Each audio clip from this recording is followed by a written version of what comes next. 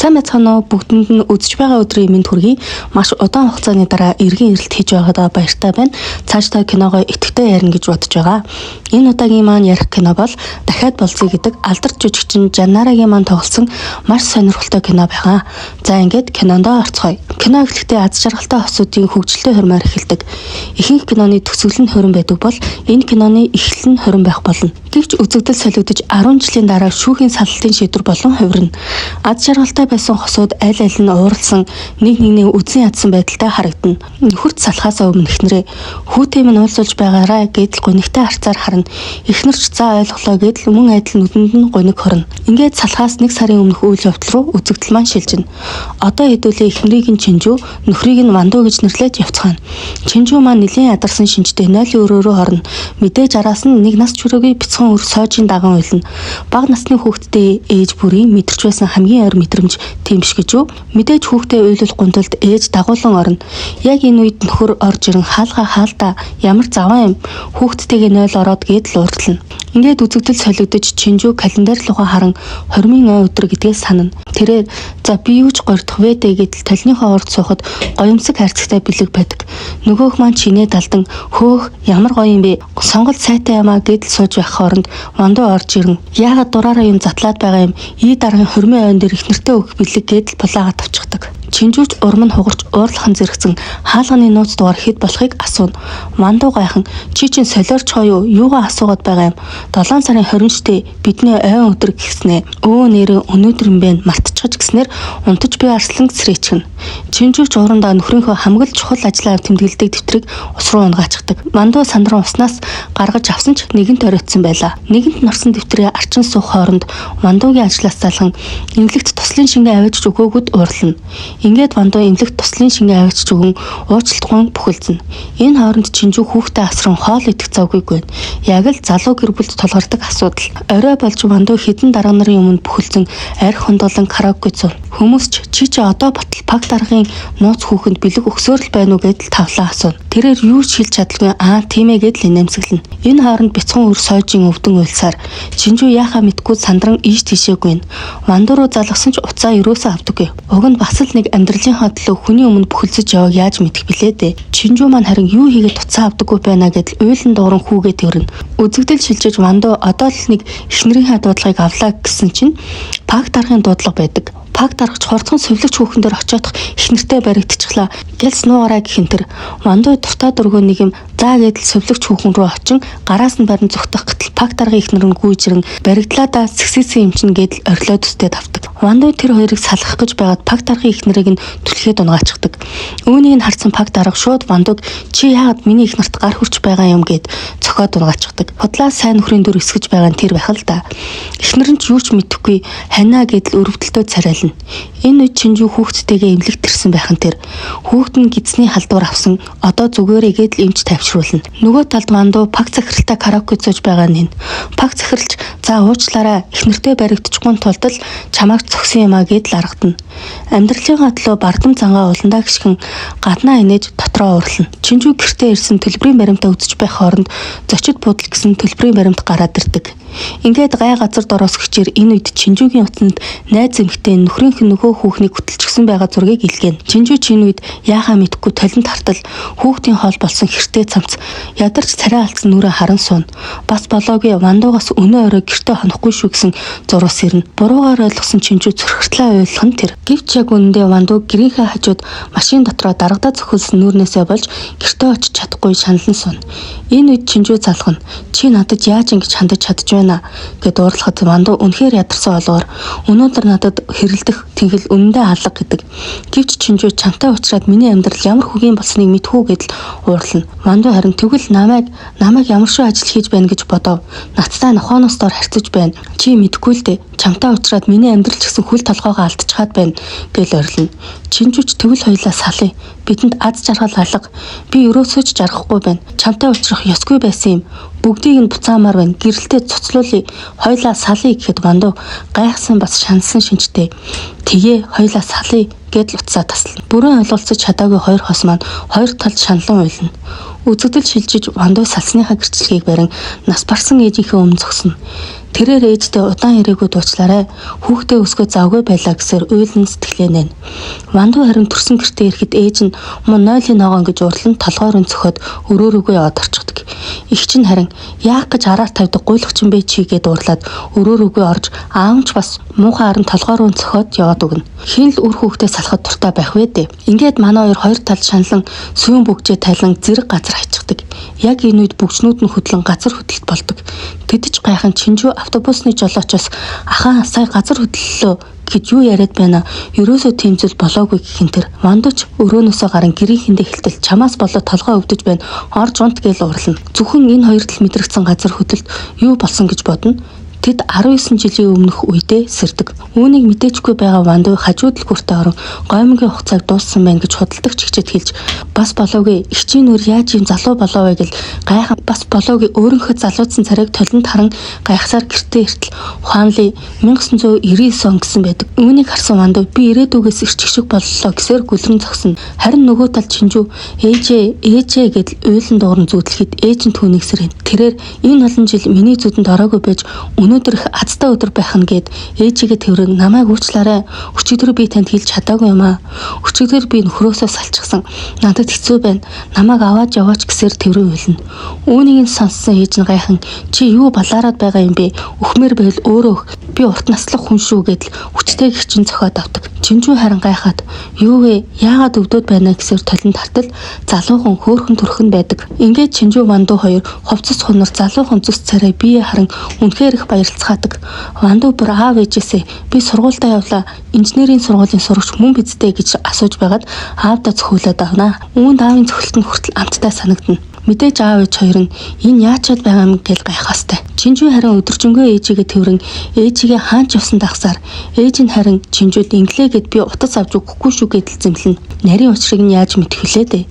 Тэгтэл нөгөө өрөөнөөс Чинжүүгийн их чинь маа Чинжүү гэрээсээ явцгаа гэдэл гараад ирдэг. Чинжүү гайхсан харцаар харахад их чинь бид хоёрт утас авч өгөөгүй юм чинь бид хэлсэн амдаа хурж гэрээсээ явлаа гэхин тэр Чинжүүч битгий балаараа дээжийг сүрдүүлсэн юм яриад бай.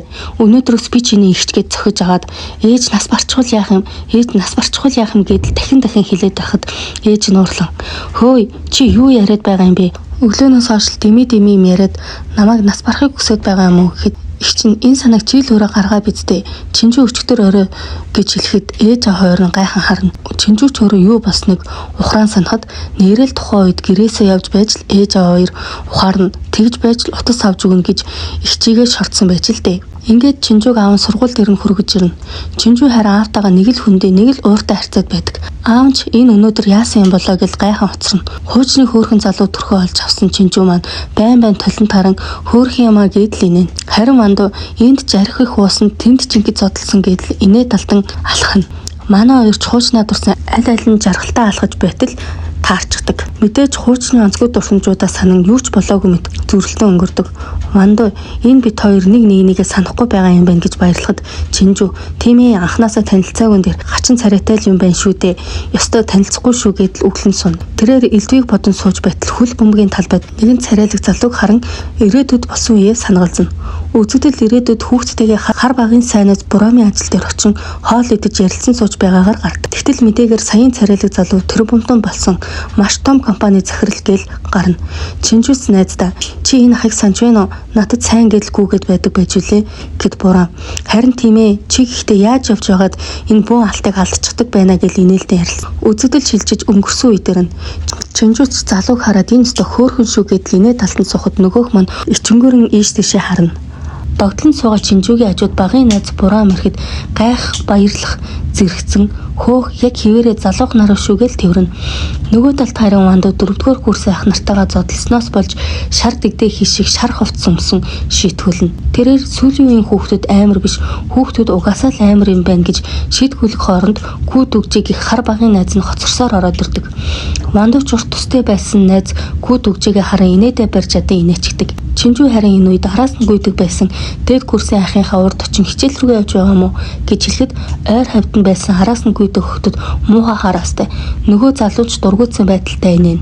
Чинжүү гайхад энэ одоо миний араас гүйдэг юм байж яадаг гинүү гэхэд Бурам чи өөрөө өвчтэй юм уу? Өчигдөрхөн чамаг үерхий гэж олон хүний өмнө асуухад чадахгүй танаас хүлсэг нүртэж байна гэд яваад өгсөн биз дээ л гин. Чинжүүч яаж өмнөх өдрийн имийг санах вэ? Ирээдүгээс ирж байхад өөрийгөө тэгж хэлсэн гэхэд итгэж чадан харамсна. Ингээд хичээлийн цагч болж Чинжүү багийн илтгэгч болон хаан хатан хоёрын хилцүүлгийг ярих ёстой байж. Тэгтэл яаж олон жилийн өмнө хичээлээ санах вэ? Чинжүүгээс болж хоёр найз нь ч бас муу авдаг. Вандуу харин шийтгүүлчгээд киноны ангид хоёр найзтай би ирээдүгээс ирсэн. Та нарын мэддэг Вандуу биш гэхэд нэг найз нь би ирээдүйд ямар хүн болсон байх вэ? Миний эрүүл мэнд гэж асуухад Вандуу ирээдүйн талаар бодно. Тухайн үед найз нь булчин шүрмэс болсон бейсболоор хичээлдэг нэгэн болсон байв. Наана том тэмцээнд ордог гэж томровч яг үнэндээ бейсболын хөгжөөнд дэмжигч байдаг. Күү дүгжээ найз нь харин би ирээдүйд ямар байх вэ? Найз хүүхэн байгаа юу гэж асуухад Вандуу ирээдүйн талаар бодно.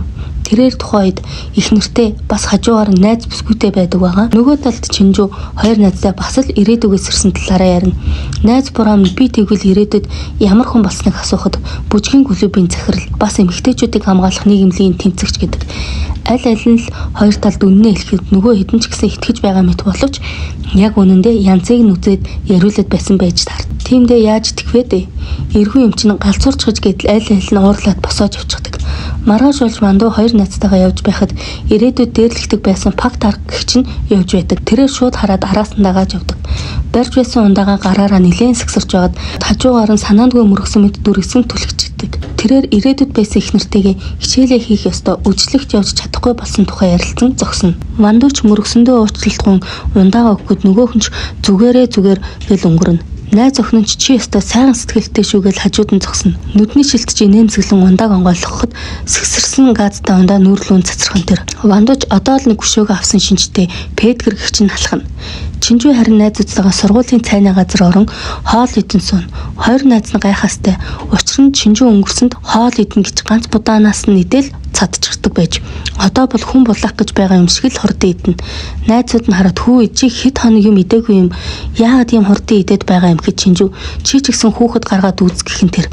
Найзууд нь гайхаастай. Бандсан Чинжүүч хоолоо идээгэл ярианы сэдв өөрчлөнө. Вандуу харин энэ үед хоолны танхимд орж ирэн найзуудтайгаа танилцах уулзалтанд явах талаараа ярин баярлана. Тэд ч хоорондоо зүрхтөө нэг нэгэн рүүгээ муухай харж таарлтал болчихъя л доо гэж дотроо бодно. Гэвч хүсвч ясна гэжээр нөгөө танилцах уулзалтанд таарчдаг байгаа. Бүр урд урдаасаа харан сууж таарна. Тэгснээ айл нь дотроо энэ муутай анх танилцсан өдөр юм байна. Орооцолдохгүй л байхад болно гэж бодцгоно. Оюутнууд ч ихнээсээ өөрсдөө танилцуулан жохтой онейлтэн. Ингээд эмэгтэйчүүд нь өөрсний хэрэгэлдэг нэг эдлэлийг ширээн дээр тавьж эрчүүд сонгосон эдлэлийнх нь хүнтэй нь уулзж танилцах ёстой юм байна л да. Чинжүүч Вандуу руу муухай хараастай. Вандуу харин энэ нэг юм түрүүнээс хойш яагаад над руу муухай хараад байна? Арай намайг сонгосон юм биш байгаа. Тэр үед намайг эргүүлсээр байгаад бид суусан юм байна л да. Одоо өгөөшөц чамаас залхачаад байна гэл өөрийгөө ихэмд бодон суун. Вандуугийн найз Анжео бас энэ үед Чинжүүгийн найз Бурамтай нийлснээр анхны хайранд бүтлгүүцсэн гэж ирээдүйн амьдралдаа үргэлж харамсаж Бурам миний амьдралыг сүрүүлсэн гэж уйлж өтийг хүртэл ганцаараа явсан байж л дээ. Тэгэд Вандуу энэ удаад найзтай туслана гэд өөр сонголт хийсэн боловч анханасаа л нэг нэгэндээ татагдж байсан хоёр хүчээр нэг нэгнээ сонгоноо. Үүнийг нь анзаарсан Чинжүү энэ бас өнгөрсөн үедээ иржээ. Намайг танихгүй царай чинээр амьдрах гэсэн юм биз дээ гэл бухимдан бод. Гэтэл нөгөөх чинь Чинжүүгийн алчуурыг сонгоод авчихдаг. Күү дүгжиж чуурлаад яагаад шаврыг зайлуулахгүй миний сонгосон эмэгтэйг авчгаж байгаа юм гэхэд Вандуу жинхэнэ шавар чинь энэ эмэгтэй муухай ааштай уурны тулам чи мэддгүй юм уу хүн бүр мэддэг гэхэд дүгжээ. Жинхэнэ шавар чинь цэцэгтэй бүдүүн эмэгтэй гэл ойрлно. Энэ үед нөгөө цэцэгт маань сонсч байгаа дүгжээг харанхуй гудам руу аваад явчихдаг. Бусд нь ч бас хосоо олоод яваад өгнөө. Чинжүүч энэ одоо намайг танихгүй царайлж хаад яагаад сонгочих вэ гэсэн бодолтой харна. Вандуу харин энэ хогийг яаж хаях вэ? Ингээд харахад хөөхөн ч хөөх юм аа. Гэтэ энэ хэвээрээ хөшөрчгүйдээ авгаа минь гэж дотроо бодно. Гаднаа бол чи бит хоёр тохирохгүй ирээдүйд карьертаа анхаарч амьдр хүүхэдтэй болоод амьдрахаар хүн өөрчлөгддөг юм. Чамд л гэж зөвлөж байгаа шүү. Хичээлээ сайн хий. Харин одоо би чамайг маш муухайгаар хайж байна гэсээр явчихдаг. Чинжүүч бүр уур нь хурж энэ муу ингэж хэлэх гэж намайг сонгочээ гэл араас нь гарна. Тэгтэл нөгөөх маань анхны хайр болох балетын ангийн Мин Суянтай таарлажсан инээ талд нь зогсож байдаг. Үүнийг нь харсан Чинжүү нулимсэн цэлэгнэн мундаг юм аа шууд л анхны хайр дээр очиод гэдэл гунигтайхан алхана. Гэтэл гинт араас нь Сожина гэдэл хүүхдийнх нь нэрээр хэн нэгэн дуудана. Эргээ тартал нэгэн ээж хүүхдэд дуудан тэврэн авч байдаг. Энэ үзэгдлийг харсан Чинжүү хүүхдээ маш их санаж мөн Вандуу мөн өөдгөө хүүгийн амтан гэж шаналан ойлно. Нөгөөх маань ч уйлсаар такси барихад дээд ангийн царайлаг өөртөө сайн гэд биссэн ахынхаа машинд суучдаг. Гэвч Чинжүү машинд нь суусан ч уйлсаар л байдаг. Нөгөө залуу маань юу хийхээ мэдгүй хөгжмөнийхөө дууг чангалан тавхина. Ингээд гэртээ ирчлээ. Гэхдээ Чинжүү мөнгөнийг хартаа өгчдөг байгаа. 1999 он гэдгийг мартсан бололтой. Залууч гайхаж харж байснаа буцаагаал өчгдөг. Чинжүүч карта аван машинаас буугаж явчихв. Залуу хэд хоногийн өмнөх зүйлээ бодно. Тэгтэл аав нь том компани захирал бөгөөд түүнийг оюутны зөвлөлд ор гэсэн юм байж л дээ. Тэгтэл нөгөөх маань зөрүүдлээд түүхийн танхимд орчихдог. Үүнийг энэ аав нь зэмлэн зогсож байж мөн чи тэгээд хүний битгий хийгсэн болгоныг хийдэг үсттэй. Би чамайг хүнтэй битгий үерх гэсэн одоо үерхээч гэхэд залуу яг тэр үед гинтийн явж байсан Чинжүүг олж харан надтай үерхээч гэд аавынхаа дургуг л хүрэх гэсэн юм байна лээ л дээ. Тэр үед нь Чинжүү чадахгүй танаас хөл сүнэртэйд байна гэж хэлсэн байж. Тэрнээс би шаартаатай гээгүй мэн лээ шүү. Ингээд орой болж манай хоёр маргааш болчихвол буцаад энгийн амьдралтаа орчихно гэж бодож байгаа бололтой. Вандуу унтахгүй тулд нүдэндээ шүдэнцний мод тэглүүлж Чинжүү харин ээжээсээ харцаац салгаж чадахгүй хажууд нь хонно. Тэгтэл юу болсон гэж бодно. Өглөө яг л тэр өнгөрсөн үедээ сэрдэг. Аль аль нь бөөн баяр. Чинжүү Вандуу хоёр өглөө өнгөрсөн үедээ сэрээд гайхах баярлах зэрэгцэн. Чинжүү өглөө толинд нүдэ хартал бүлцээс улаан нүдтэй болчихсон зогсно. Их чинь үүнийг хараад нүдний ханаа төрч гэдэл шижиглэнгүй ээжтэй энэ Чинжүү яагаад та хоёртоо унтсан юм? Нүд нь бас яаж гсэн юм гэхэд ээж нь миний гидснээс төрсөн хүүхэд миний сэтгэлийг ойлгохгүй байхад би та нарын сэтгэлийг яаж ойлгодог юм гээл өглөнө. Чинжүү харин өрөөндөө орон ээжтэй битсэн бяцхан захиагаа харан суна. Энэ үед аав нь орж ирээд Чинжүү ямар нэгэн болоо юу гэдэл санаа тавихад тэрээр нэг л хүйтэн хүндий үгээ гэдэл муухай харна. Аав нь тал засан халаас нэмэг авах уу гэхэд бас л үгүй гэдэл яваад өгнө. Аав нь бүр гайхаад 2 хоногийн дотор шилжилтийн насанд болчихдог юм байхдаа надад л уурлаад байх юм гээл өглөн хоцорно. Бас болоогүй халаасны мөнгийг нь керманд нь сэмэрхэн хийчихдэг. Үзэгдэл шилжиж Вандуу хизээ буцаа мэдгүй. Эсвэл үүр дэнд үлдэнэ гэж бодсноо. Гинт тэгвэл 2 удаа цэрэгч явах юм байна гэж дургүйхан байснаа. За их нартайгээ ирэлснээс л дээргээд баярлалаа инэн. Тэрээр бас болоогүй аав ээжээсээ хадгаламжийн дэвтэр байшингийн гэрчлэгээ болон бүх өмч хөрөнгөө гаргаад ир гэдэг. Аав ч энэ муу чи одоо юу яриад байна гэдэл уурлахад Вандуу би бүгднгээр нь хөрөнгө оруулалт хийн. Тэгээд насаараа идэж барахгүй их хөрөнгө мөнгөтэй болно. Та хоёрыг жаргаана гэхэд их чинь чи тэрийг яаж мэдэж байгаа юм гээл асууна. Вандууч балаараад би ирээдүгээс ирсэн гэхэд аав нь алах барин хөөе навшоо би та нарыг хоосон хонуулаад байна уу гэдэл Вандууг зоддох гэж хөөн. Угаасаа яаж идэх вэ дээ. Гэхдээ л Вандуу бууж өгсөнгүй. Өөрийнхөө хамгийн хайртай цуглуулга болох хуурц гүнүүдийг бүгднгийн зарчдаг. Нөгөө гурван ч өрөөнд нь орон гайхан зогсно. Чинжүү такси байран хичээлдээ явна.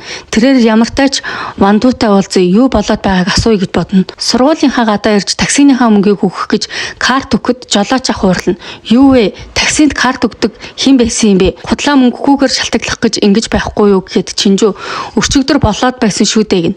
Өчигдөр тэгэж уйлж явж байгаад машинд төрөвчөө хаяснаа сая санана. Надад мөнгө байхгүй дээ гэд халаасаа авахд карманд нь аавынх нь хийсэн хэдэн ван байдаг.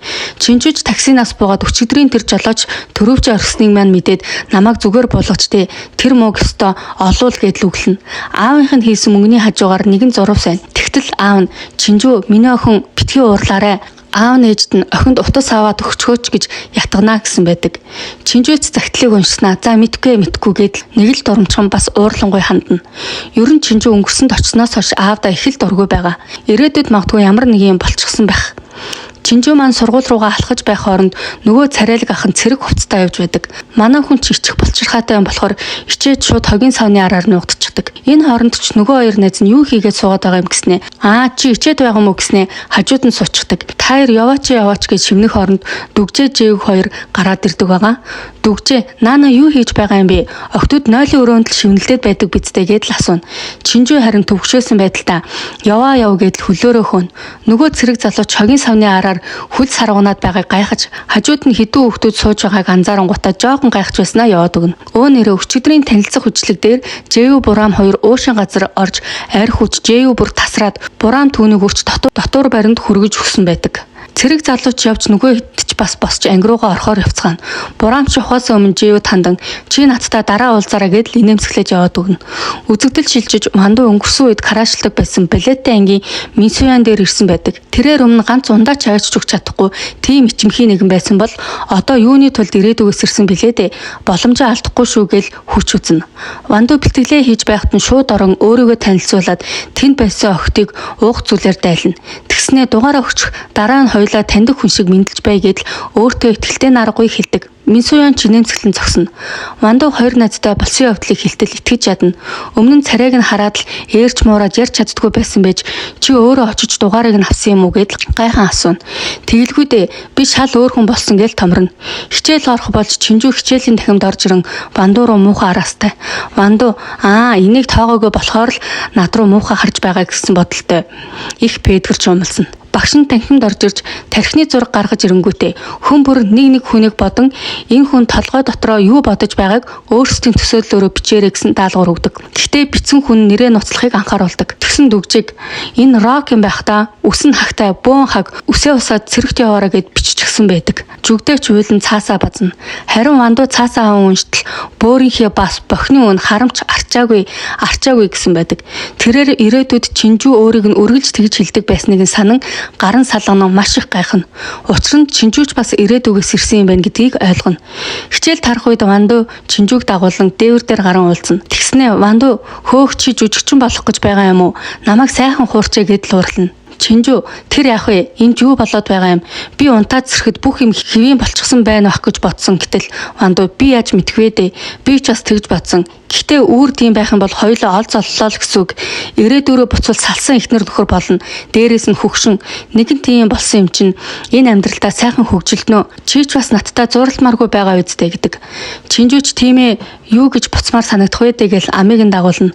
Вандууч за баяртай хуучин минь амжилт гэж яваад өгнө. Чинжүү баяртай гэсэн ч цаанаа нэг л гунигтай гомдолтой мэт санагдана. Вандуу буцах замдаа арай хэтрүүлж өгөхөө гэл эргэлзсэн бас гуниглсан янзтай байснаа ирээдүйд болсон явдлаа бодон за угаасаа надтай амьдраа жаргаагүй гэсэн биздээ харин ч сайн бизгээл өнгөрнө. Ингээд Чинжүүч залуу насндаа уйтгарлан суухыг хүссэнгүй хоёр найзаагаа дагуулan диско клубт орохоор болдог. Манай гуравч ганган хувцс өндөр өсгийт төмсөн алхна. Тэгтэл гайн тарч арай уруу зам таарчдаг. Өндөр өсгийт дээр явж сураагүй хүн бол давж үл чадах даваа мэт. Гуруулаа эргэлзэнгүй зогсон Чинжүүч за явъя гэж төрүүлээд алхна. Тэгтэл нөгөөх маань алхах биш гүүж байдаг шүү. Зогсож чадахгүй хүмүүсийг холдоорой гэж орилсоор уруудахад цэрэг залуу тэрвэн аваад зогсно. Залуу зогсож чадсан бол холдооч муухай өнөр өнөртөж байгаа байлгүй дээ гэхэд бантсан Чинжүү уучлаарай би ёстой хачин зантай байгаа биз уучлаарай гэхэд цэрэг залуу маань ичингүүрэн энэ одоо юу вэ гэдэл яваад өгнө. Нөгөө хоёр найз нь ч хурч ирэнгүүтээ чи очиж энэ залууг тэврээд тахтаа явах вэ гэдэл өглөнө. Яг энэ үед Вандуу болон түүний хоёр найз харан зогсно. Вандууч цаанаа л нэг хардсан шинжтэй ширүүхэн харсаар зогсно. Дүгжиж яваа хоёрч маргаашнаас энэ зам дээр зогсож бай гээл маазарцгаана. За ингээд гурван эмэгтэй манч диско клубт орж ирэн Чинжүү ийш тийшээ харан бүх юм шин санагдана. Бураамч би нэрээ чамтай хамт клубт орж ирдэг юм а гэж гайхсан бас баярлсан янзтай инээ. Чинжүү тэгсэн хүн бүр улаан ам дээшээ өргөд байхаар нь даган өргөтөл зөөгч дуудахтаа хэрэгэлдэг гэрлэн байж зөөгч ирэхэд Бураам уучлаарай манай найз анх удаа клуб орж байгаа юм аа л зөөгч хөөх тийм үү тэгвэл дурсамж болгоод хүмүүстэй нийлж суулдаа гэх Чинжүү тэгэлтэйгэл дуртай нарахгүй босно. Нөгөө хоёр нь чичингүүрэн дагаа явна.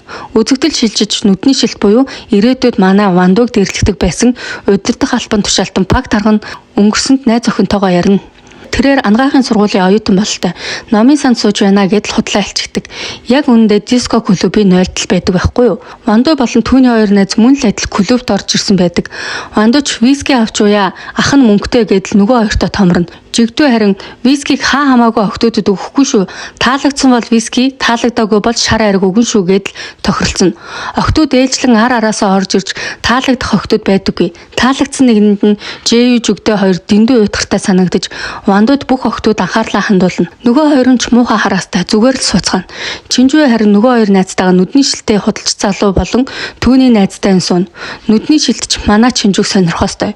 Чи хэдэн настай вэ гэж асуухад 38 гэдэг байгаа. Бантангуудаа хидтэй юм шиг харагдаж байна гэдэл инээмсэглэнэ. Харин Бураамыг нөгөө найз нь сонирхож 20 настай юм чинь ууж чаддгүй л байлгүй дээ гэдэл томорно. Бураамч юу гэж мөчөөгөө өхөө хаалт сууя гэдэл хаалт суухад нүдний шилтийн найз тас. Бураамч заа гарцгаая гой бүжиглэе гэж гардаг. Чинжүү гарах хооронд нүдний шилт халааснасаа өөрийн дугаараа бичсэн цаас өгч амжина. Бүр бэлэн байж идэх шүү. За ингээд Вандуу Чинжүү хоёр найзтайгаа диско клубт залуу насаа дурсан ирээдүйг мартан нэг сайхан бүжгэлцгээе. Ингээд клубт нөгөө хоёр ч нэг нэгнтэйгээ тааран өө заа гэл муухай харна. Вандуу бүр бүжиглэнгээ Чинжүүг буланд аваачин өө заа их чухай. Наад хөл гараа мэдээрээ дээ. Бүр клуб хэсэд гэхэд Чинжүү шинээр амьдрал эхлэн гээд байсан. Ингээд явж байдаг гэл нэг нэгэн рүүгээ үг хайна. Нөгөөд бөөндөө нэгдэж арх ухаар өрөөнд суун. Чинжүү харин ганцаараа өөр ширээнд сууж үлдсэн байв. Жүгдэж Бураамыг харангуутаа хөөе арх уу чаддгүй юм уу? Октод архтаа чаддгүй энэ дээр байдаг юм аа. Ирчүүдээс их уугаад байхаар онцгой харагддаг гэд Чинжүү харин энд залуу насаа турсна.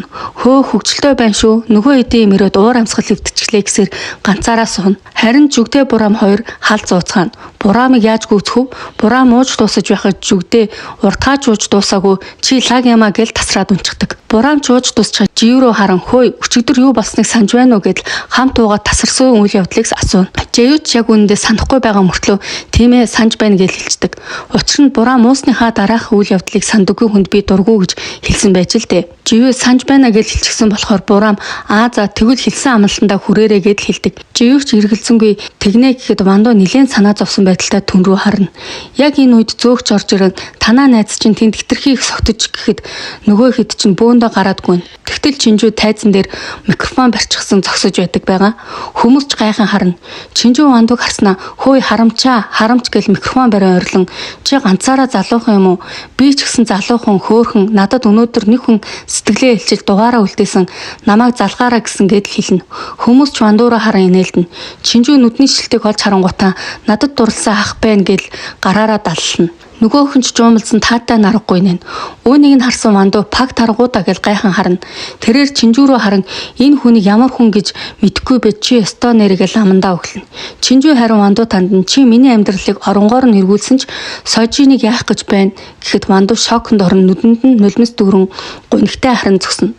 Сожин нь ирээдүйд энэ хоёрын нэг настай хүн юм л да. Яг энэ үед хэтрүүл уусан дүгжээ хоёр давхраас хүмүүс рүү бөөлцөө цацах шиг болно. Ингээд дүгжээж хамгаалагчтай хөөгдөж гарч хажууд нь Жэв Вандуу хоёр танихгүй царайлан гарна. Чинжүү маань хоёр найзтай төшөөлөн явна. Вандуу энэ үед Чинжүүгийн араас гунигтайхан харан зогсно. Тэрээр ганцаараа уйлан алхасаар харина. Маргааш болж Вандуу Чинжүү хоёр сургууль дээр тааран Вандуу Чинжүүг дагуулan радионы өрөөнд орно. Тэр залуугийн дугаарыг яг одоо надад өгөөх тэр рүү залгах хэрэггүй. Тэр чинь муу хүн гэдэл өглөн. Тэгэхэд Чинжүү чамд ямар хамаатай юм. Бид хоёр салчихсан бидтэй гэхэд хүүхдтэй их хүн байж арх уугаад согтоод их сайхан юм хийжээ. Сайн байна гэж тавлангуй хэлэхэд Чинжүү ахгүй согтуу байна уу залуутай танилцсан уу танд хамаагүй шүү гэж хэлж дуусах хооронд радионы өрөөнд дуусаж шууд эфир явж эхэлдэг.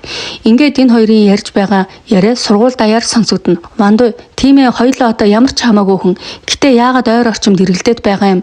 Бид хоёр салчихсан гэд хүүхдээ хүртэл орхиж ирчгээд өөрийнхөөрөө амьдарч байгаа гэж зарлаач гэж Чинжүү хүн согтуудаа л хэлснээс биш гэхдээ л үнэн бидтэй гэдэг. Вандуу харин хүмүүс энэ талаар мэдчихвэл хоёулаа адилхан дуусах байлгүй гэхэд Чинжүү яагаар адилхан байдаг юм чи их нэртэй байж анхныхаа хайрын араас нүдээ ухаж өгөх нь холгүйгүйгээд байгаа бидтэй. Тэр анхны хайр чинь чамайг их нэртэй гэдгийг мэдхүү гэж асууна. Вандуу ч ээрж төгдрөн би яахаараа их нэртэй байдаг юм салчгаа бидтэй. Намайг их нэртэй гэдгийг энд хинч мэдэхгүй.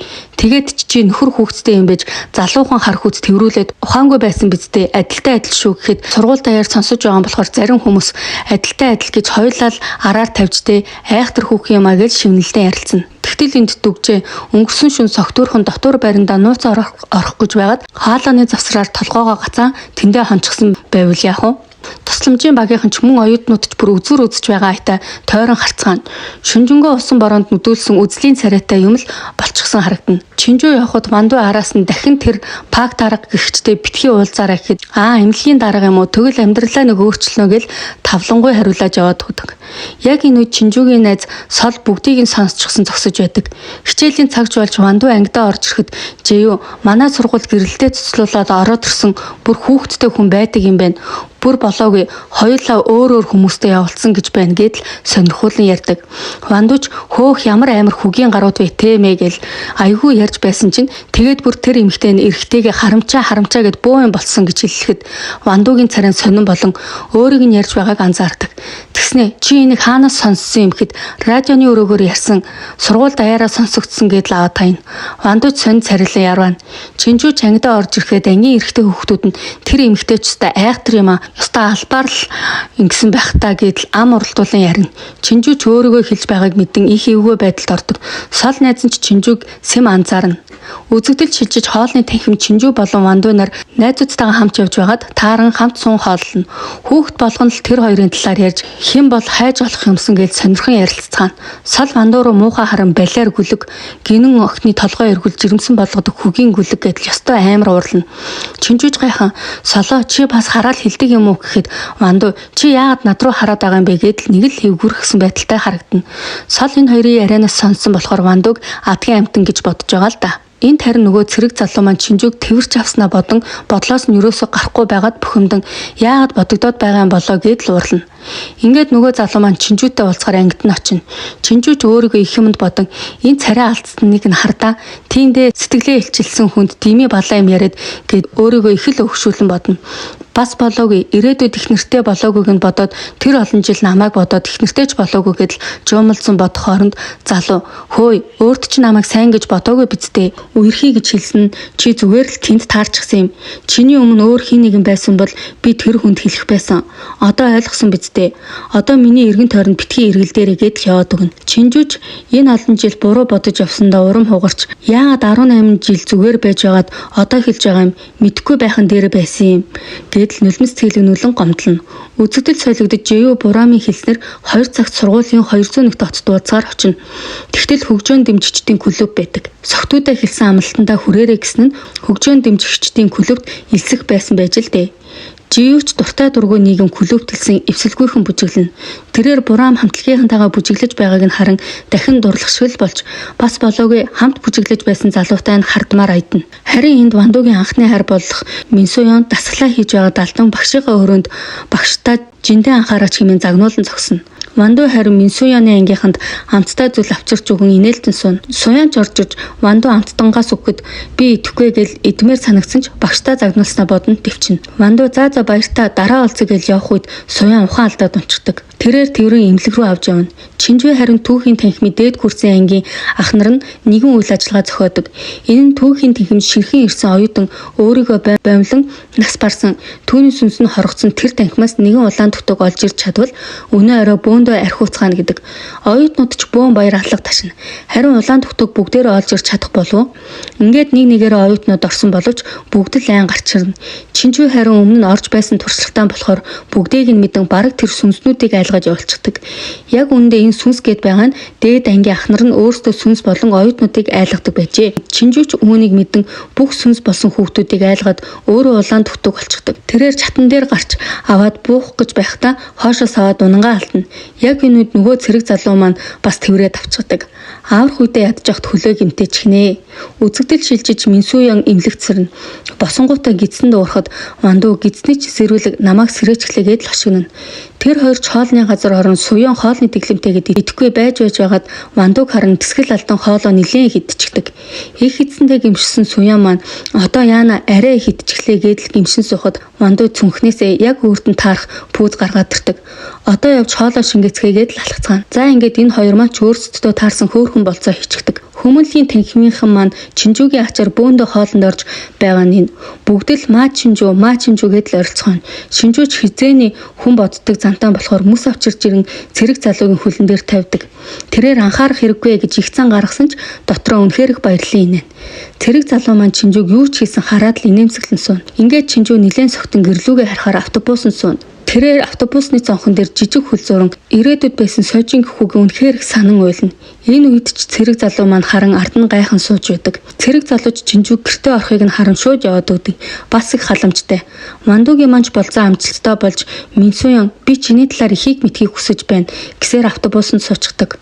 Вандууч бүүн баяр тийм ээ гэдэл яг орилж байх үед ирээдүйд байсан хадам ээж хадам аав хоёр нь буюу Чинжүүгийн аав ээж хоёр явж байдаг.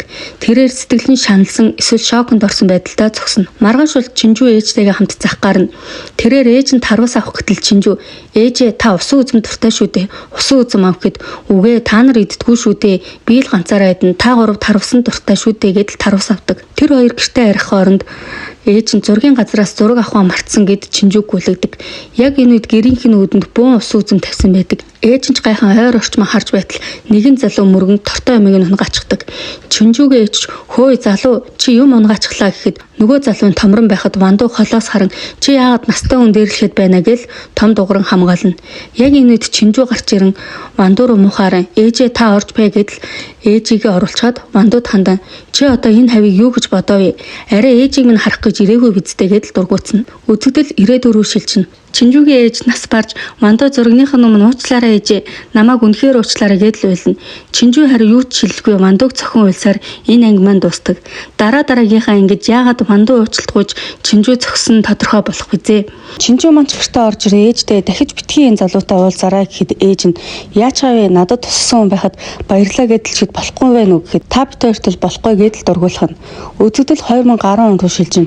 Энэ үед ээж нь нас барсан байдаг. Чинжүүгийн аав Вандуу тэр хоолн сун аав нь би дахин гэрлэх бодолтой байна. Ганцаараа байх хэцүү юм гэж хэлэхэд Чинжүү гайхан дахин гэрлэхээ ээж нас бараад 1 жилч болоогүй байна.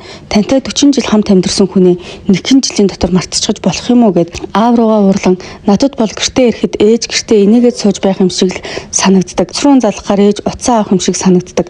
Тэгэхэд та ийм хурдан явуулчихж байгаа юм уу гэд нүдэнд нь нулимс дөрөн босоож авчихдаг.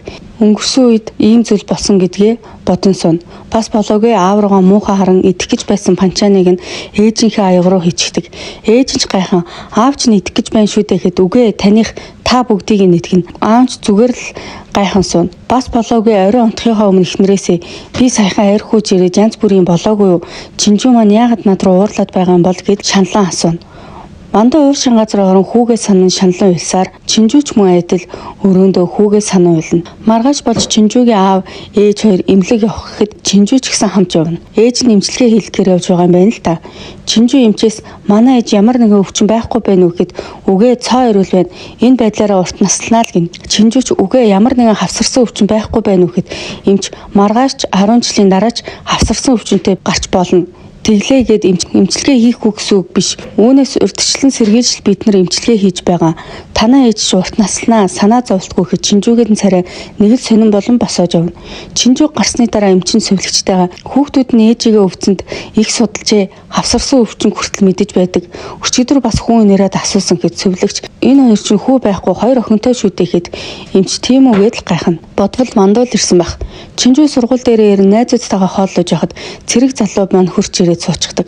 Найзууд нь чинэлэн Чинжүү маань анх удаа хүнээр гуйлгаж байгаа болохоор танд хэцүү байна уу гэхэд Чинжүү эвгүй байдалд орон гуйгаагүй дугай бай гэхэд нам гэлж гуйхээгүй эргүүлж байна гэд аваад гарчихдаг. Найзууд нь ч жуумалсан араас нь нээлтэн. Чинжүү чи надад сайн бишгээ бицтэй яагаад ингэж байгаа юм гэхэд бардам зантаа нам гэл өчигдөр унснаас болж хөл өвдөд байна.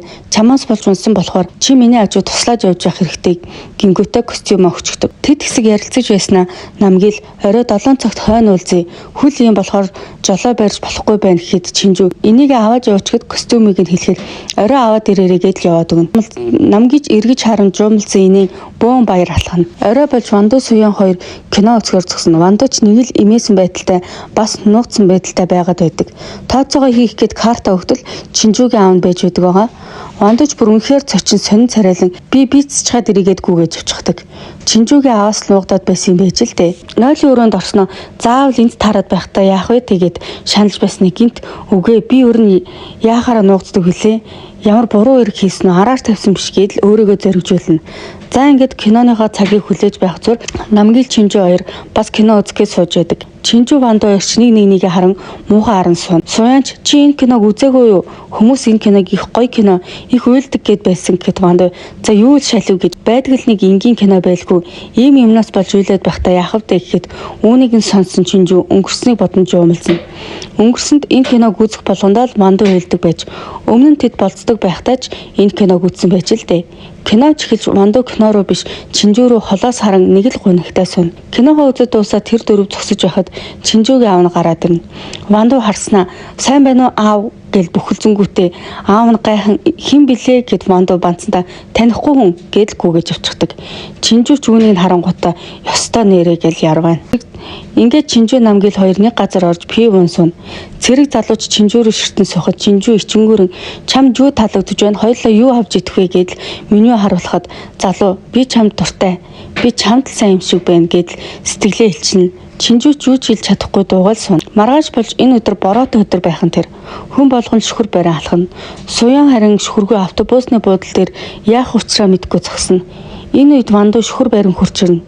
Чинжүүгийн маань харин шүхэр эвдэрсэн бололтой. Яахаараа юм хэврэг шүхэр байдаг байна гэдэл ноцлон зогсоно. Намгилч хурж ирэн шүхрэн доороо оруулан хамт алхана. Яг энэ үед Чинжүү Вандуу хоёр таарлалтан нэг рүүгээ сүрхий харан өнгөрнө. Чинжүү ангидаа орон Вандуугийн норсон мөрийг харангуйтаа өнгөрсөн үе бодно. Өнгөрсөнд Вандуу бороотой өдөр Чинжүүг тосох гэж автобусны буудлын дээр зогсоно. Тэрээр хоёр шүхэр авчран ирсэн байдаг. Чинжүүч яагаад хоёрыг авчирсан юм? Нэгийг авчрахад л болох байтал гэхэд ямар хайрын кино байгаа биш үү? Нэг торн орно, хоёр яг таарна гэдэл яваад өгнө. Тэгснээ Чинжүү тэр чин хайрын кино. Би бол бодит байдал үү те гэдэл амандаа өглөнө. Энэ өдөр бол сургуулийн нээлттэй алганы өдөр. Оюутан бүрэл дор дороо юм бэлтгэн. Чинжүү маань ч тосрох юм болохоор энд ч очиж юм хийж, тэнд ч очиж юм хийн. Сүүлдээ бүр хоол хийх мэрэгчлэн болчихдог шүү. Тиймдээ 19 жил гэрийн эзэгтэй байсан хүн хоолыг бол юухан байх вэ гэдэл хийн. Үүнийг нь цэрэг залуу маань байнгын холоос ажиглаатай. Хүүхдүүд ч бүр хоолыг нь хэрхэн хийж байгааг бөөнөрө хараа зогсож байдаг шүү. Маш их хоол бэлтгэнгээд цэрэг залуучууд ч бас хурж ирж тослоно. Цэрэг залуучууд маань соусаа хийж байхдаа охтуудын хувцс руу санамсаргүйгээр соус цацчихдаг. Охтууд ч өө яах вэ гэдэл орилдож явах үед Чинжүү маань зүгээр дээ гэдэл инээгээд л өнгөрнө. Яг үүнийг манай царайлаг залуу холоос харан бас инээмсэглэнэ. Вандуу харин Суянтай хамт сургуулийнхаа өдөрлөгт болж байгаа үйл ажиллагааг сонирхон хамтдаа зугаацна. Ингэж явж байгаа яг өөрийнхөө танхимынхаа тарчдаг байгаа. Дээд ангийн ах нар нь ч түүнийг харангуйтаа өө за чи энд болзоотой явж байдаг. Бид энд сургуулийн өдөрлөгтөө зориулыг хэдэн вон олох гээд шалбд нарч байдаг гэдэл уурлана. Дөвжээ Чинжүүг харснаа чи энд тоглох нэг тоглоо 500 вон гэд Чинжүү тэгээ нэг тоглохдоо 1000 воноор тоглоё. Гэхдээ энийг цохиулъя гэд Вандуу руу заадаг. Вандуу ч муухай харна. Гэсэн эдэж дээд ангийнхаа ах нарын шаардлагаар очиж цохиулахаас өөр арга байхгүй л дээ. Чинжүү зүгээр л 10-20 устаа бөмбөгнүүдийг шидэж Вандуу тэр болгонд нь онуулаастай. Суян санаа зовсон янзтай ярван зогсно. Орой болж Намгил маань дэлгүүр орж байхдаа нэгэн цагаан фалаж хараад Чинжүү тавчдаг. Тэрээр яаж өгөхөө мэдгүй нэг ивхэж нэг барьж үзэж байгаад буцаад машинд нь хижигдэг. Ингээд Чинжүү Вандуугийн найзууд бөөндөө сууцгаана. Тэр дунд Намгилч бас байдаг. Бөөндөө юм ярилцсан сухад зөвлөлийн дарга Чинжүүг дуудан 5 сарын хатанд оролцохгооч чи өмнө бүртгүүлж байсан болохоор орж болно гэсэн ингээл гуйна. Найзууд нь ч тэгээ чи хөөрхөн юм чинь орчхоо л гин. Чинжүү ч надад өмсөх хувцас байхгүй шүү дээ гэхэд Намгил ах нь маа энэ байна гэд гаргаад ирдэг. Чинжүү энэ одоо юу хувцас вэ гэд машин байсан юм аа л гин.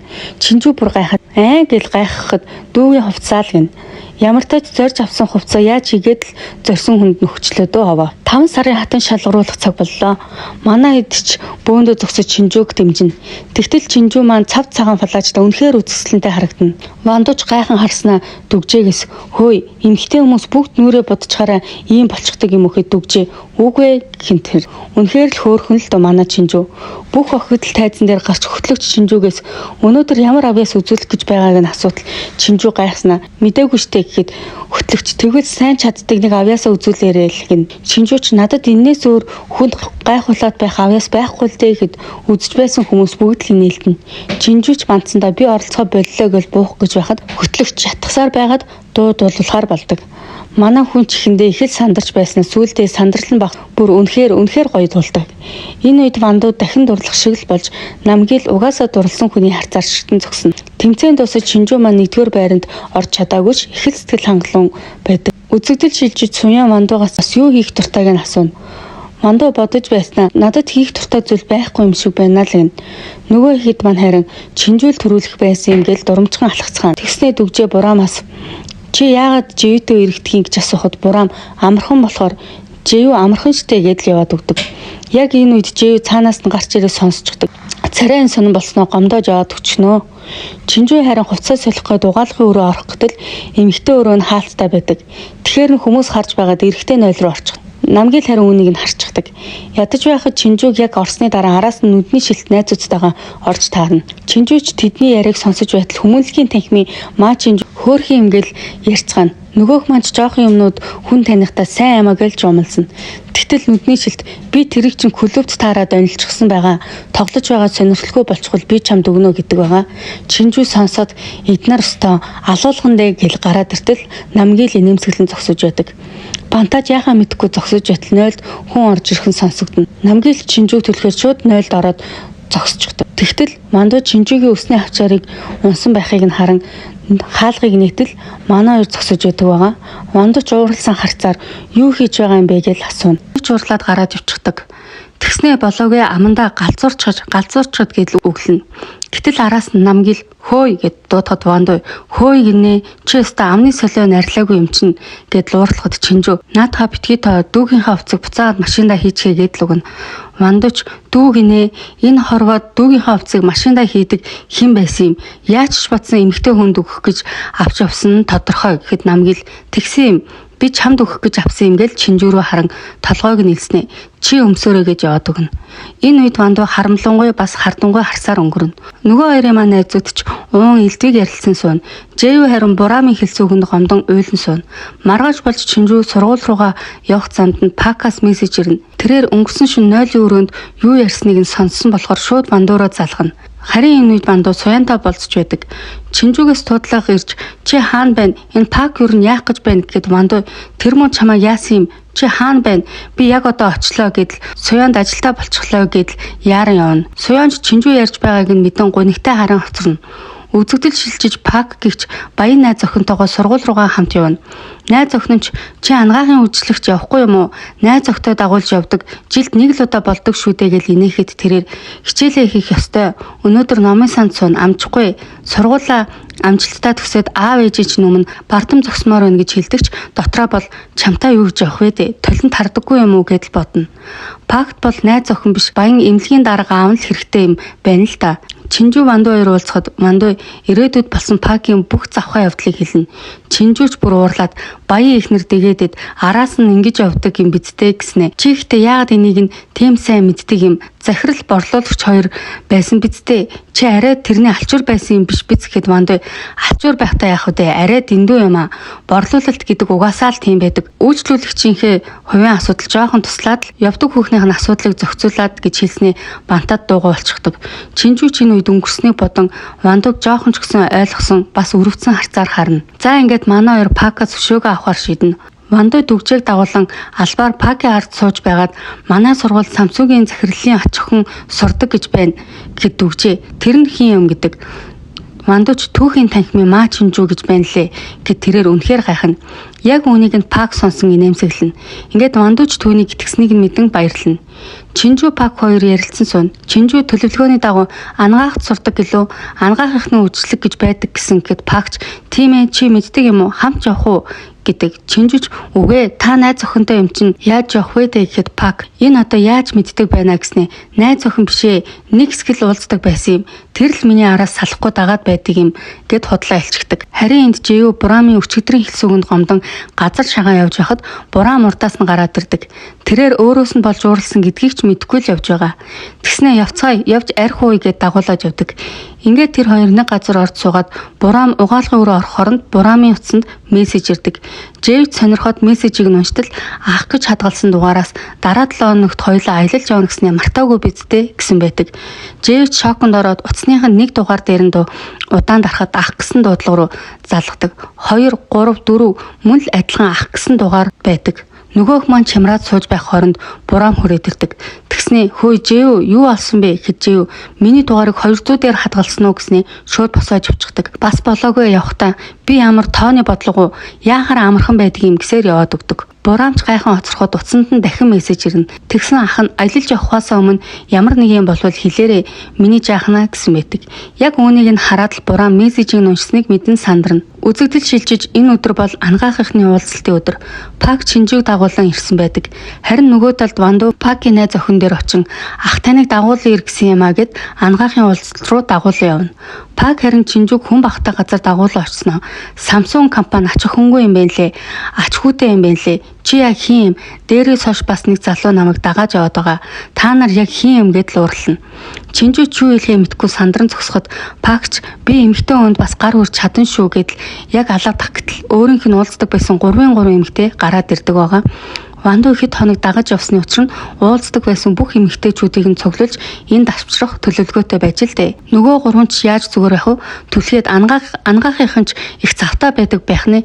Нэг биш бүр 3 хүнтэй зэрэг яваад айн гэдэл олон хүмүүсийн нүдэн дээр бөө юм болно. Хүмүүс ч яах гэж ингэж амьдэрдэг байна гэдэл хоорондоо шивнэлтэн. Яг энэ үед нөгөө баян найз охин гараад ирэх нь тэр Пакч сандран найз охин дээр очиод хайраа энэ бүгд худлаа шүү. Би энэ хідээр тоглож байсан юм. Би чамд л хайртай гэдэл гоншгонож өгнө. Үзэгдэл солигдож Ванду Чинжүү хоёр нөгөө охиныг дагуулan сууж байгаа нь. Чинжүүч за битгий уйлаа тайвшир гэхэд Ванду харин сайн уйлд сэтгэлээ онгойлго сайхантай ч биш сүрхийтэй ч биш зүгээр л сайн хүнтэй суугаараа над мэтийн аль нь ч биш хүмүүстэй битгий суу гэхэд Чинжүү сүрхий гайхан харна. Тэрээр амьд байсан өдрөөс амьдрах өдөр их шүү гэдэл сэтгэлийг нь тавьшруулахад уйлж байсан охин маань та хоёр одоо юу вэ? Би та хоёроос их шүү гэдэл хэлдэг. Нөгөө хоёр маань ч за тиймдээ гэдэл өнгөрнө. Тэр гуравч явхаар босоход нөгөө ихч маань сэтгэлээ нэн. Би үнэндээ түүнийг намайг араар тавьж байгааг мэдсэн. Салхаасаа яага зүгээр л өдөр бүр уйлдаг байсан. Гэхдээ арай ч юм олон гэж бодоогүй гэдэг. Та хоёрт баярлалаа гэд тэр гурав гунигтайхан харцаар салцгаана. Пак харин хачин царайлсан байрандаа иртэл байрны ихч нь байрнаасаа гарна гэсэн үү?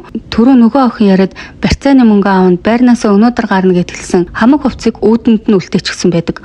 Пакч бөөн уур болоод л үлдэнэ.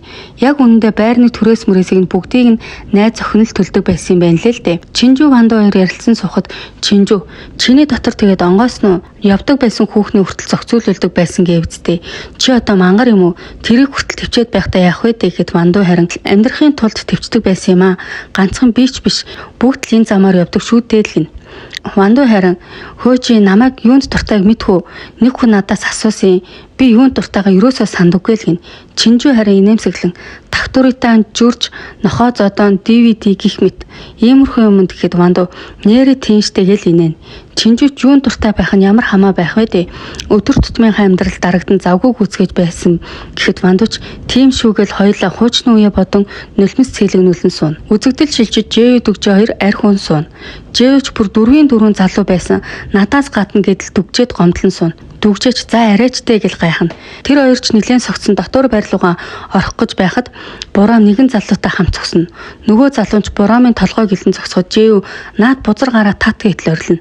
Залууч чи одоо хэн бэ гэдэл урдаас нь орилоход би Бурамын найз залуу байна гэж хэлчихдэг. Бурамч санаан зовоод Жэв чи одоо ороо гэдэл хэлэх оронд яг тэр хоёрын ард нь дахиад 3 залуу зогсож байхан тэр. Энд харин Ванду Чинжүү хөргөж өгөх гэтэл би ганцаараа ярьж чаднаа бодох юм ч их байна.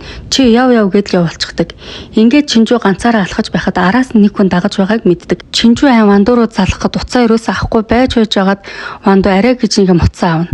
Уцаа авснаа царайн сонин болон хар хурдаараа буцсангүйдэг. Энэ үед Чинжүүгийн араас дагаж байсан хүн Пак байдаг.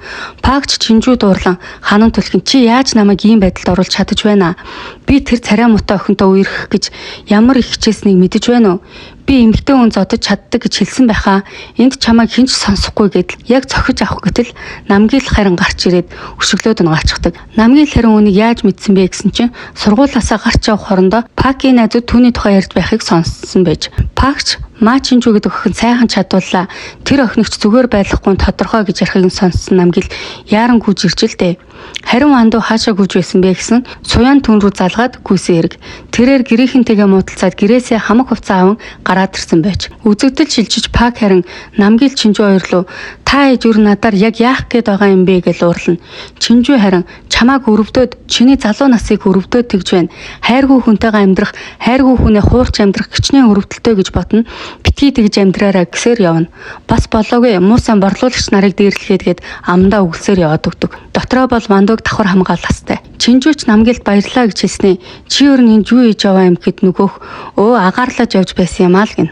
Бас болоогүй Чинжүү чи надад сайн юм уу гэхэд намгил би өмнө хэлж байсан да чамд сайн юм шиг байна гэхэд Чинжүү надад сайн болох хэрэггүй дээ. Миний бие залуухан хөөрхөн байгаа ч дотроо бол хөгшин хүүхдтэй эмэгтэйч байж магадгүй. Чи өөрийнхөө мөрөөдлийг хөөвөл ямар вэ? Солонгосын хамгийн шилдэг түүхийн багш гэхэд намгил чи миний мөрөөдлийг яаж мэддэг юм гэдэл үнэхээр гайхна. Тэгэхэд Чинжүү бантан үгүй яах вэ? Чиний царай чинь л тэгж харагдаж байна. Ямартай ч 60 тэрбумтай болох юм байна гэснээр гэрлүүгөө гүгэд орчихдог. Вандуу харин суянтай бүрхэр идэн ярилцсан суугаад гэрт нь өргөж өгнө. Тэрээр аав нь тосож авахд суян орохгүй гэж зөрөөдлөнө. Надад бас тайзан дээр гарахыг хүсдэггүй гэж байдаг. Яагаад надаас асуудаггүй юм бэ гэхэд аав нь ойлголоо. Тийм болохоор дагааж яв гэдэл дагуулж явна. Вандуу харин араас нь харан хүүхдүүд том болсон хойноч асуудалтай л байдаг юм байна да гэдэл санаа алдна. Үзэгдэл шилжиж Буран болон Живүү нар 4 залуутай хамт сууна. Тэгсэн нөгөө 4 залууч нь Бураамын турсан ах нар байдаг байгаа. Гаднах төрхөн ширүүмж дотроо их л зөөлөн ганц охин дүүдээ нилээн хайртай нурж ундгал шинжтэй. Бураам чах нар руугаа Живүү рүү залгаад үзээрэй. Битгий сургууль дээр хурж ирж байгаараа гэдэл урлана. Нөгөө хэд нь ч за ойлголоо. Живүү баяртай гэдэл яваад өгнө. Бураам Живүү хоёр алхаж явхад Бураам Живүүд уцаагүй тэгдээр дардаа залгаад үзгэн. Живүүч тэг дугаар дээр даран залхахад миний Живүү гэж дуудлаган дээрээ хадгалсан байдаг. Бураам тоо нэгээс эхэлдэг юм уу? Тоо тэгээс эхэлдэг юм. Дугаарлах боломжгүй тийм их хайртай гэсэн үг гэхэд Живүү бөөн баяр инээн.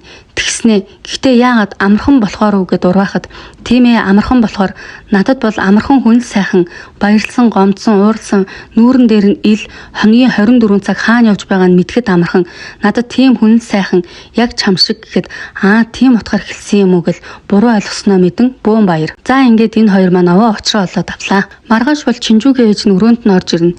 Тэрээр миний охин юу тохиолдоод байгаа юм бэ? Яасан юм гэдэл асуухан тэр Чинжүүч би зүгээр шүү дээ яасан бэ ээж гэхэд ээж нь чи хэд хоног соожин гэдэг хүүг зүудлээ. Эхэндээ ч залуу хүмүүс салж нэлхийг алийг тэргэх вэ гэж бодлоо. Сүүлийн хэдэн өдөр чи бүр дараалан соожин гэж уйллаа. Тэр чин хин юм гэд Чинжүү нулимсан арчин суuna. Ээж нь ч тэр хэлээгүй юу? Тэр чин хин юм гэд Чинжүү зүгээрээ ээжээ хамтдаа саунд орой нуруугч нөрөөд өгийгээл босно. Вандуу харин энэ үед суянтай уулзсан суuna. Суянч гэрийнхэнтэйгээ эвлэрсэн энэ удаад л тэмцээнд орчихвол намайг хэсэг амраана гэсэн гэдэл бөөн баяр. Тэгснэ Вандуугаас чи надад сайн биш те гэж асууна. Вандууч яагаад тэгж бодсон юм гэхэд хүнд сайн болчихвол харц нь хүртэл өөр байдаг. Чиний харц яг манай аавын харц шиг гэхэд Вандууч бодолд дарагдан дуугаал суuna. Чинжүү ээжтэйгээ халуун усанд ороод сууж байтал нэгэн жоохон хөхөд харагдана. Ээж нь ч түүнийг өхөөрдөн яасан хөөрхөн юм гэл инээ. Чинжүү үүнийг нь харснаа. Миний ээж миний хүүг харуул их баярлах байхтай гэхэд ээж нь өөрөө хүүхдэрээ юм бийжэж юун хүүхэд гэснээ гэхдээ миний охинтой адилхан бол бомбайсан цагаан хүүхэд гарандаа гэхэд нулимсэн цэлэн тиймшүүлгэн. Тухайн үед Чинжүү хүүхдээ төрүүлжгээд ээжигээ санаа их л уйлж байж л дээ. Гэснээ ээжигээ тэрэн их ядарсан уу? Намайг төрүүлэх гэж та их ядарсан уу гэдэл тэрвээ байлна. Ээж нь ч үнэхээр их гайхан бас тайвшруулна. Үзэгдэл шилжиж нөгөө хэд маань нийлэн суна. Учир нь сайн найз солон алга болсон. Сургуулаасаа жилийн чөлөө авсан байдаг. Найзууд нь ч яагаад ингэсэн юм бол гэдэл хоорондоо ярилцсан суна. Чинжүү Вандуу хоёр нэрээ энэ үед сол гинт алга болчихсон. Тухайн үед өрөөсөө хайгаагүй тэгээд л орчихсон. Харин одоо заавал хайж олох ёстой. Яагаад явсныг нь мэдмээр байна гэдэл Чинжүү хэлэхэд Вандууч тийм ээ чамааг угаасаа тэгхийг чинь би мэдээд эсэргүүцэхгүй л гин. Вандуу Чинжүүг хөргөж өгөх замдаа нэрээ өчигдөр гайгүй харсан уу гэж Чинжүү чи яагаад туцаа авдаггүй юм бэ? Өчигдөр Пак тарга гэд яг хэлэх гэснэ. За тэр ч яах вэ? Бодоод байсан. Надад хамгийн хэрэгтэй үед чи миний тэрэгд байдаггүй гэдэл яваад өгдөг. Вандуу харин ирээдүйд болсон явдлаа бодно. Тухайн үед Чинжүүгийн ээж өнгөрөхөд Чинжүү Вандуу руу залгасан ч утсаа аваагүй байж. Тэгээд Чинжүү чамаас олж миний ээж миний царайг харж чадалгүй өнгөрчихлөө гэдэл гомдлон уйлж байсан байж. Ингээд бодлогошрон алхаж байх үед Чинжүүгийн ээж нь таарна. Чинжүүгийн ээж чи дээр надад тусласан хүн мөн үү гэхэд тиймээ л гэнэ. Ээж нь чи арай соожин юм биш үү гэхэд Вандуугийн царай сонин болон юу гэдэл гайхахад ээж нь мөн юм шиг байна. Надад охиныг минь уйлуулдаг залуу таалагдахгүй байна гэхэд Вандуу тэр чинь юу гэсэн үг вэ гэхэд Чинжүү ойр шүн болгоо уйлаад байхаар нь хинээс болоод байгаа юм бол гэж гайхаж байсан юм. Онцгүй юм байна. Юунд нь дурладаг байна. Баяртаа гэдэл яваад өгдөг. Вандуу ч яаж зүгээр явуулах вэ?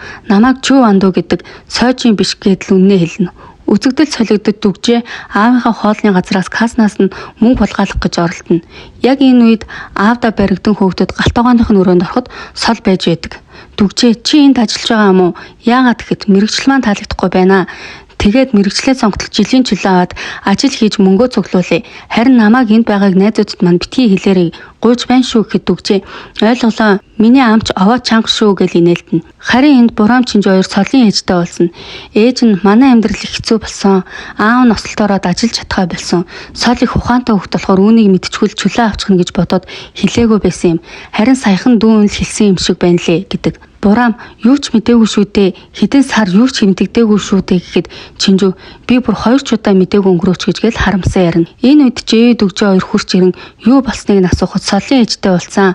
Солын ээж цагдаад мэддэг ч гэсэн болохоор юу болохыг харж л байхаас гэхэд дүгжээ сандран солын байгаа газрыг хэлээд өгдөг. Нөгөө хэд ч солтой уулзна. Яагаад ингэж байгаа юм хэлэхгүй яасан юм гэхэд аав минь нуруу нөвчтэй. Ээж минь халуун усны газар хідэн хүний нуруу өдөр дугаадаг билээ дээ. Үүнийг нь мэдсээрэж би яаж санаа амар бодож санах юмгүй хичээлдээ суух вэ дээ. Ээж минь өдөрт халуун усны газар 20-од хүний нуруу угаадаг. Орой оройд хоолоо идэхдээ халавгааж барьж чаддгүй. Тэгсэн ч маргааш нь буцаад л явдаг гэдэл үйлнэ. Ээж нь үүнийг нь сонсноо дуртаадаа хийж байгаа юм яасан? Бизнес нь бүтлгүйцсэн гэд аав ээж нь байж болохгүй юу? Яагаад том хүн шиг юм яриад байгаа юм? Хүүхдүүдээ сургаж дуустал аав ээж хоёр нь хідэн ч удаа босож хідэн ч удаа нурч чадна.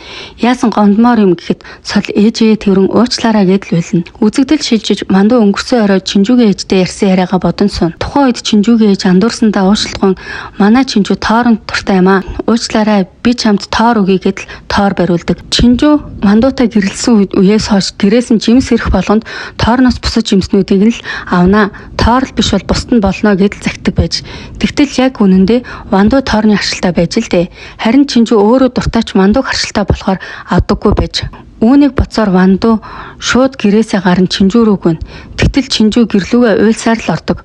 Үүнийг нь харсан Вандуу яаж чадахгүй нулимс унган холоос харан зогсно. Маргааш өглөө болж Вандуу эсрэхэд галтгооных нөрөөнөөс нь Вандуу босоороо гэдэл Чинжүү дуудана. Үүнийг нь сонссон Вандуу хар хурдаараа босон Чинжүү дээр очин ашгүйдээ буцаад ирж гэдэл тэврээ уйлдаг. Тэгээд л би юу зүудэлсэн гэж бодно гэдэл уйлан хэлэх гэтэл энэ нь өөрөө зүуд байсан байдаг. Ээж нь ч сэрээчээ хичээлдээ яваач гэснээр зүуднээсээ сэрдэг. Вандуу хичээлдээ явах замд нь Баян айлын охин сайн уу хичээлээ явж байгаа юм уу? Сууч хүргээд өгье гээл тэгнэ. Жолооч нь бүр Вандууд хаалга онгойлгон суулгаж өгдөг. Тэрээр хөөх бүр жолоочтой термопагч зүгээр нэг наалдаагүй бололтой өөдгөө амтан гэдэл бодно. Нөгөө охин маань эртээд баярлсан шүү л гин. Вандууч зүгээр дээ би угаасаа тэр мөн авшраас хариугаа авах хэрэгтэй байсан юм л гин. Тэгсэн чинь нөгөөх маань одоо битгий дээрлэхүүлээрээ би чамайг хамгаална гэдэг байгаа. Вандууч энэ одоо яг яагаад байна? Ямар сонин мэдрэмж вэ гэл нөгөө охин маань хэлсэн үгэндээ ичингүүрэн балаараад л би чамайг дээрлэхүүлэхгүй байж чадна гэдэл ичингүүрэн. Ингээд Вандуу сургууль дээрээ ирж машинаас нь буухад тэрээр би чамаас ичгээд чамд эвгүй санагдах юм байхгүй шүү. Насны зүрэг байдаг л зүйл гэж боддог л доо. Чи найз охинтой юу? Гэхэд Вандуу юу гэнэ? Найз охинч байхгүй л дээ гэснээ өөрийгөө Баян айлын эзэн болчихсон байгаагаар төсөөлнө. Тэгснээ би ч одоо юу бодоод байна? Тэгж болохгүй шүү. Ёстой мөнгө бол хизээд олдно гэдэл өөрийгөө аллагадаад яваад өгдөг. Ингээд Вандуу найзуудтайгаа уулзсан сус нэг л хийцгүүрэн бодлогошронгуй суун. Та 38 настай байж байгаад гинт 20 настай болчихвол яг юу хийх үү гэд дүгжээ. Би бол үерх нь 38 гэвэл аль хэдийн хүнтэй суугаад хүүхэдтэй болчихсон үе гэхэд жээ юу болохоор хийж байгаагаа л хийн шүү дээ л гин. Вандуу ч энэ настандаа хийх юм бүгдийг нь хийчихсэн байна. Илүү өөр юу сонирхолтой байх бол гэж бодсноо. Хамтдаа аялье гэсэн зарлалын боршуур хардаг. Ингээд үзэгдэл шилжиж Вандуу аавынхаа машиныг хулгаалan нөгөө хэдэн найзуудаа бүгдийг нь аваад аялал жохоор болдог. Чинжүүч одоо буцаа яах гэж ийм юм хийдэг юм гэхэд Бурам зүгээр шүү дээ. Энд ч гэсэн дурсамж шүү дээ гэснээр тэдний дурсамжтай аялал эхэлнэ. Ингээд нөгөө хэд маань магшаарч идэн дуулж хүүжилтэн нэгэн оройг өнгөрүүлнэ. Бурам Жээ хоёр хамтдаа нэгэн хайрын дуу дуулахад Чинжүү Вандуу хоёрын царайнд гуниг тодорно. Учир нь тэдний хурим дээр энэ хоёр яг энэ дуугаа дуулж байсан байж л дээ. Манай хоёрч тус тусдаа хуримынхаа аз жаргалтай байсан үеийг турсан сууцгаана. Маргааш болж нөгөө хэд маань далайн хэрэг дээр усаар байлдан тоглолцсоно. Бүгд л ёстой залуу насны аз жаргалыг мэдэрч байх шиг. Орой болж бүгд өлссөн хүмүүс хоолны газар орж суухад тэнд намгийг бас хүрээдэрдэг байгаа. Тэрээр чухал ажлаа хоош тавин хурч ирсэн бололтой их л чухалчлан уцаар ярина. Сол намгийлыг чинжүүтэй нийлээсэй гэж хүсдэг болохоор дуудсан байж л дээ. Мэдээж түүнийг ирсэнд хамгийн дургүй хүн нь Вандуу байлаа. Сольж намгийл ах чинжүү сайн. Чинжүү гинт байгаа гэсэн чинь шууд л хүрээдэрсэн гэж чинжүү ичингүүрийн нэмсэглэн. Вандууч намгийлыг ширээний ард сууснаас хойш л үгээр үдэн яах гэж ийм хуцтай ирдэг байна. Эвгүй бичлэл байгаа байх та гэдэл намгийлч яаж мөчөөгөөгүй бүр давчлаад салхинд гарах гэж энэ хүртэл ирлээ л гин. Энэ үед чинжүү пи уужгаад цамц руу гасгачдаг. Чинжүүч заа ингээд татчих байлгүй дээ гэд пи муухай өнөртнээ энийг өмсчих гэдэл бурам нэгэн подвол гүгдэг. Тэгтэл Жэо бурам хоёрын хос подволхных нь нэг нь байдаг. Үүнийг нь харсан намгийл надад бас нэгийг нь өчгөө дөрөм товцтой жоох эвгүй байна гэдэл хос подволхных нь нэгийг нь авах гэж үздэг. Вандуу яаж зүгээр харцуух уу? Би өмсчих юм. Миний цамцаас хатаагүй байна гэдэл булаацалтна. Булаацлснээс хоёулаа нэг нэгээр нь өмсгөр болдог. Нөгөө хэд маань бүгд л шоолон гой харагдаж байна гэж инээлтэн. Үзэгдэл солигдож чинжүү угаалгын өрөөнд шүдэ угаах хооронд Вандуу ороод ирдэг. Тэгснэ яасан сайхан байна уу? Залуучууд араас чинь гүгээд иймэрхүү царайнаас цаашгүй залуучууд нэг их сайн хүн биш байдаг юм да гэж чинжүү. Чи энийг санахгүй байна уу? Сарын 60 тэрбумын орлоготой Чо намгийл гэхэд Вандуу ирээдүйг санана. Ирээдүйд энэ хоёр зурагт үзэж байхдаа намгийл зурагтаар гарч байсныг сандаг. Чинжүүч энэ ах надад сайн байсан шүү дээ гэхэд за мөрөөдөхөд мөнгө төлөх биштэй гэж тухайн үед Вандуу итгээгүй байсан байж л дээ. Одоо бол Вандуу тэр чинь энэ юм уу гэж өнгөрнө. Ингээд чинжүү гадуур салхилах гэж гарахдаа намгийлтэй тааралдана. Намгийлч би ч бас салхилах гэж байсан юм аа гэдэл хамтдаа тэд алхана. Тэд алхасаар нэгэн гүүрэн дээр эрен гэрэл цог харан зогсно. Намгийлч би даарад гэдэл чинжүүг өөрлөгөө наан тэрэн зогсно. Энэ үед Вандуу тэр хоёрыг гунигтайхан харцаар харна. Уг нь Вандуу энд аялах гэж ирдэг нь чинжүүд гэрэл цог үзүүлэх гэж байсан юм байна лээ л дээ. Өнгөрсөнд энэ хоёр яг энд гэрэл цог үзэн аз жаргалтайгаар тэрвэрлэн зогсож байсан байж. Вандууч надад ч гэсэн чи энэ ертөнцийн түүн юм шиг санагдах нас байсан гэдэл нүдэнд нь нулимс зэлгэлнэ. Чинжүүч бас өнгөрснөө бодож байгаа бололтой гунигтайхан хараад зогсно. Маргааш болж нөгөө хэдийн маань ч аялал дуусна. Ингээд бүгд машиндаа суух гэтэл сол бүх ачааг урагшин тавиад чинжүүд суух судал үлдээгээгүй байдаг. Тэгснэ энд ачаа их болохоор чи багтахгүй нэ. Ахын машинд суугаж очих гэхэд Вандуу сандран юу яриад байгаа юм бэ? Өчигдрэл бүгд багтаж байсан шүү дээ. Тийм юм гэж юу байсан юм гэд луурлана. Солын санааг ойлгосон бураамч гэсэндээ дэмжин тэгээд чи ахтаа амж авчих ах ганцаараа уйдна гэдэл намгийлын машинд чинжүү суухаар болдог. Вандууч бөөн ууралдана. Намгийл харин инээмсэглэн бөөн баяр байдаг шүү. Үзэгдэл солигдож чинжүү хичээлдээ явах гэхэд ээж нь помидорын шүс гараараа өрн бэлдсэн байдаг. Чинжүүч яагаад миксер байсаар байтал ингэж хийж байгаа юм гэхэд та хоёр чинь хальстай гэд уудаггүй шүү дээ гэдэл инээн. Харин ихч нь гарч ирснээ би уухгүй онцгой гэдэл гараад явчихдаг. Чинжүүч өдөр идэх будааны бөмбөлөг 2 ширхгийг аван ихчийнхээ араас гараад явчихдаг. Тэгснээ ихчтэйгээ уулзсан та ээжэд сайхан андж болохгүй юм уу? Ээж үргэлж бидний хажууд байхгүй шүү дээ гэхэд их чинь чи одоо хөвшин шиг юу яриад байгаа юм л гин. Тэгснэ чи битэрийн амьдралд хальсыг нь хүртэл аваад помидорны шүүс бэлдэж өгдөг хүн байх уу? Нөхөр чинь хийчихв. Хүүхэд чинь хийж өгөх үү? Үгүй штэ гэх үед их чинь уурлан чи одоо ээжийг нас барчихгүй гэж санаа зовоод байгаа юм уу гэж чинжүү. Энэ хороо чи битээр тохиолдохгүй зүйл гэж байхгүй. Өнгөрсөн хоног битгий харамсаараа гэд ирээдүйг санаалзна. Тухайн үед ээжигээ нас барахад чинжүү ихчтэйгээ хоёулахнаа тэрвэрлдээ үйлж байсан байж л дээ. Вандуу харин номын санд цаг хугацааны талаар ном уншин бүтэн өдөржингөө сууна. Тэрээр номын сангаас гарч явахдаа чинжүүг харна. Чинжүү нуруугаа цохин нойлын өрөө яваад орчихдог. Үүнийг нь харсан Вандуу ёстой нэг хэдэн хоног дахиад л зовхон дээ гэдэл санаа зовно. Чинжүү нойлын өрөө орсон сарын тэмдэг нэрсэн байж л дээ. Тэрээр цүнхээ ангоолготол хэрэглэлээ аваагүйгээ санан хоёр найз руугаа залгана. Харин тэд уцаа сонссонгүй. Чинжүүч эднэр одоо яагаад уцаа авдаггүй байна гэдэл үглэнэ. Энэ тарин Вандуу эмийн сан орон сарын тэмдгийн үед өвчин намдах гипопарпи агуулаагүй юм өгөөч ходоод нь жоохон муу юм а гэдэл асууна. Эмчин гайхан харснаа за гэл өгнө. Энэ үед чинжүү залган хөөе надад нөгөө тэрнээс нэгийг аваад ирээч гэж шууд ойлголоо гэл таслана. Тэгснэ нэг ариун цэврийн эргэлэл нэмж авдаг. Бас болоогүй авахтаа далавчтайг нь авна гэдэл сонгоод авна. Надад ихтэй энэ хэсэг айгүй хөөрхөн хайр хүрээм санагдсан. Вандуу гэхдээ бас тэмч халамжгүй нөхөр биш байсан юм байна гэсэн бодол төрсөн. Эмийн санд байсан охтууд нь хажууд гайхан хараад л зогсно. Вандуу эмэгтэйчүүдийн нойлын гадаа зогсож байхад дүгжээ Жэвэ хоёр харан юу хийж байгаа юм гэдэл төлөвчгдөг. Тэгсэн барьж авсан тортой юм алдаж унагаагаад ариун цэврийн хэрэглэн гараад ирдэг байгаа. Яг энэ үед Бураамсал хоёр урдан зогсож байдаг. Дүгжиж гаж донтон минь энэ одоо чинийх юм уу гэхэд Вандуу яагаад хүн түлхээд онгонд оруулаад байгаа юм гэснээ Бураамт тортой юм өгөн Чинжүү энд байгаа оруулаад хүч гэдэл яваад өгдөг. Юу ч болоог юм шиг явсан ч яг үнэндээ булан тойротол ёстой нэрээ күүд өгчээ чамаагтай ёстой онгоотой юмаа гэдэл ичээж яваад өгнө. Ингээд Чинжүү лекцийн хэд анхид нуруу нүвдэн эмээ уух гэж байхад Вандуу аягтай ус барин орж ирснэ. Хөөе чамааг ингэн гэж мэдсэн юм аа.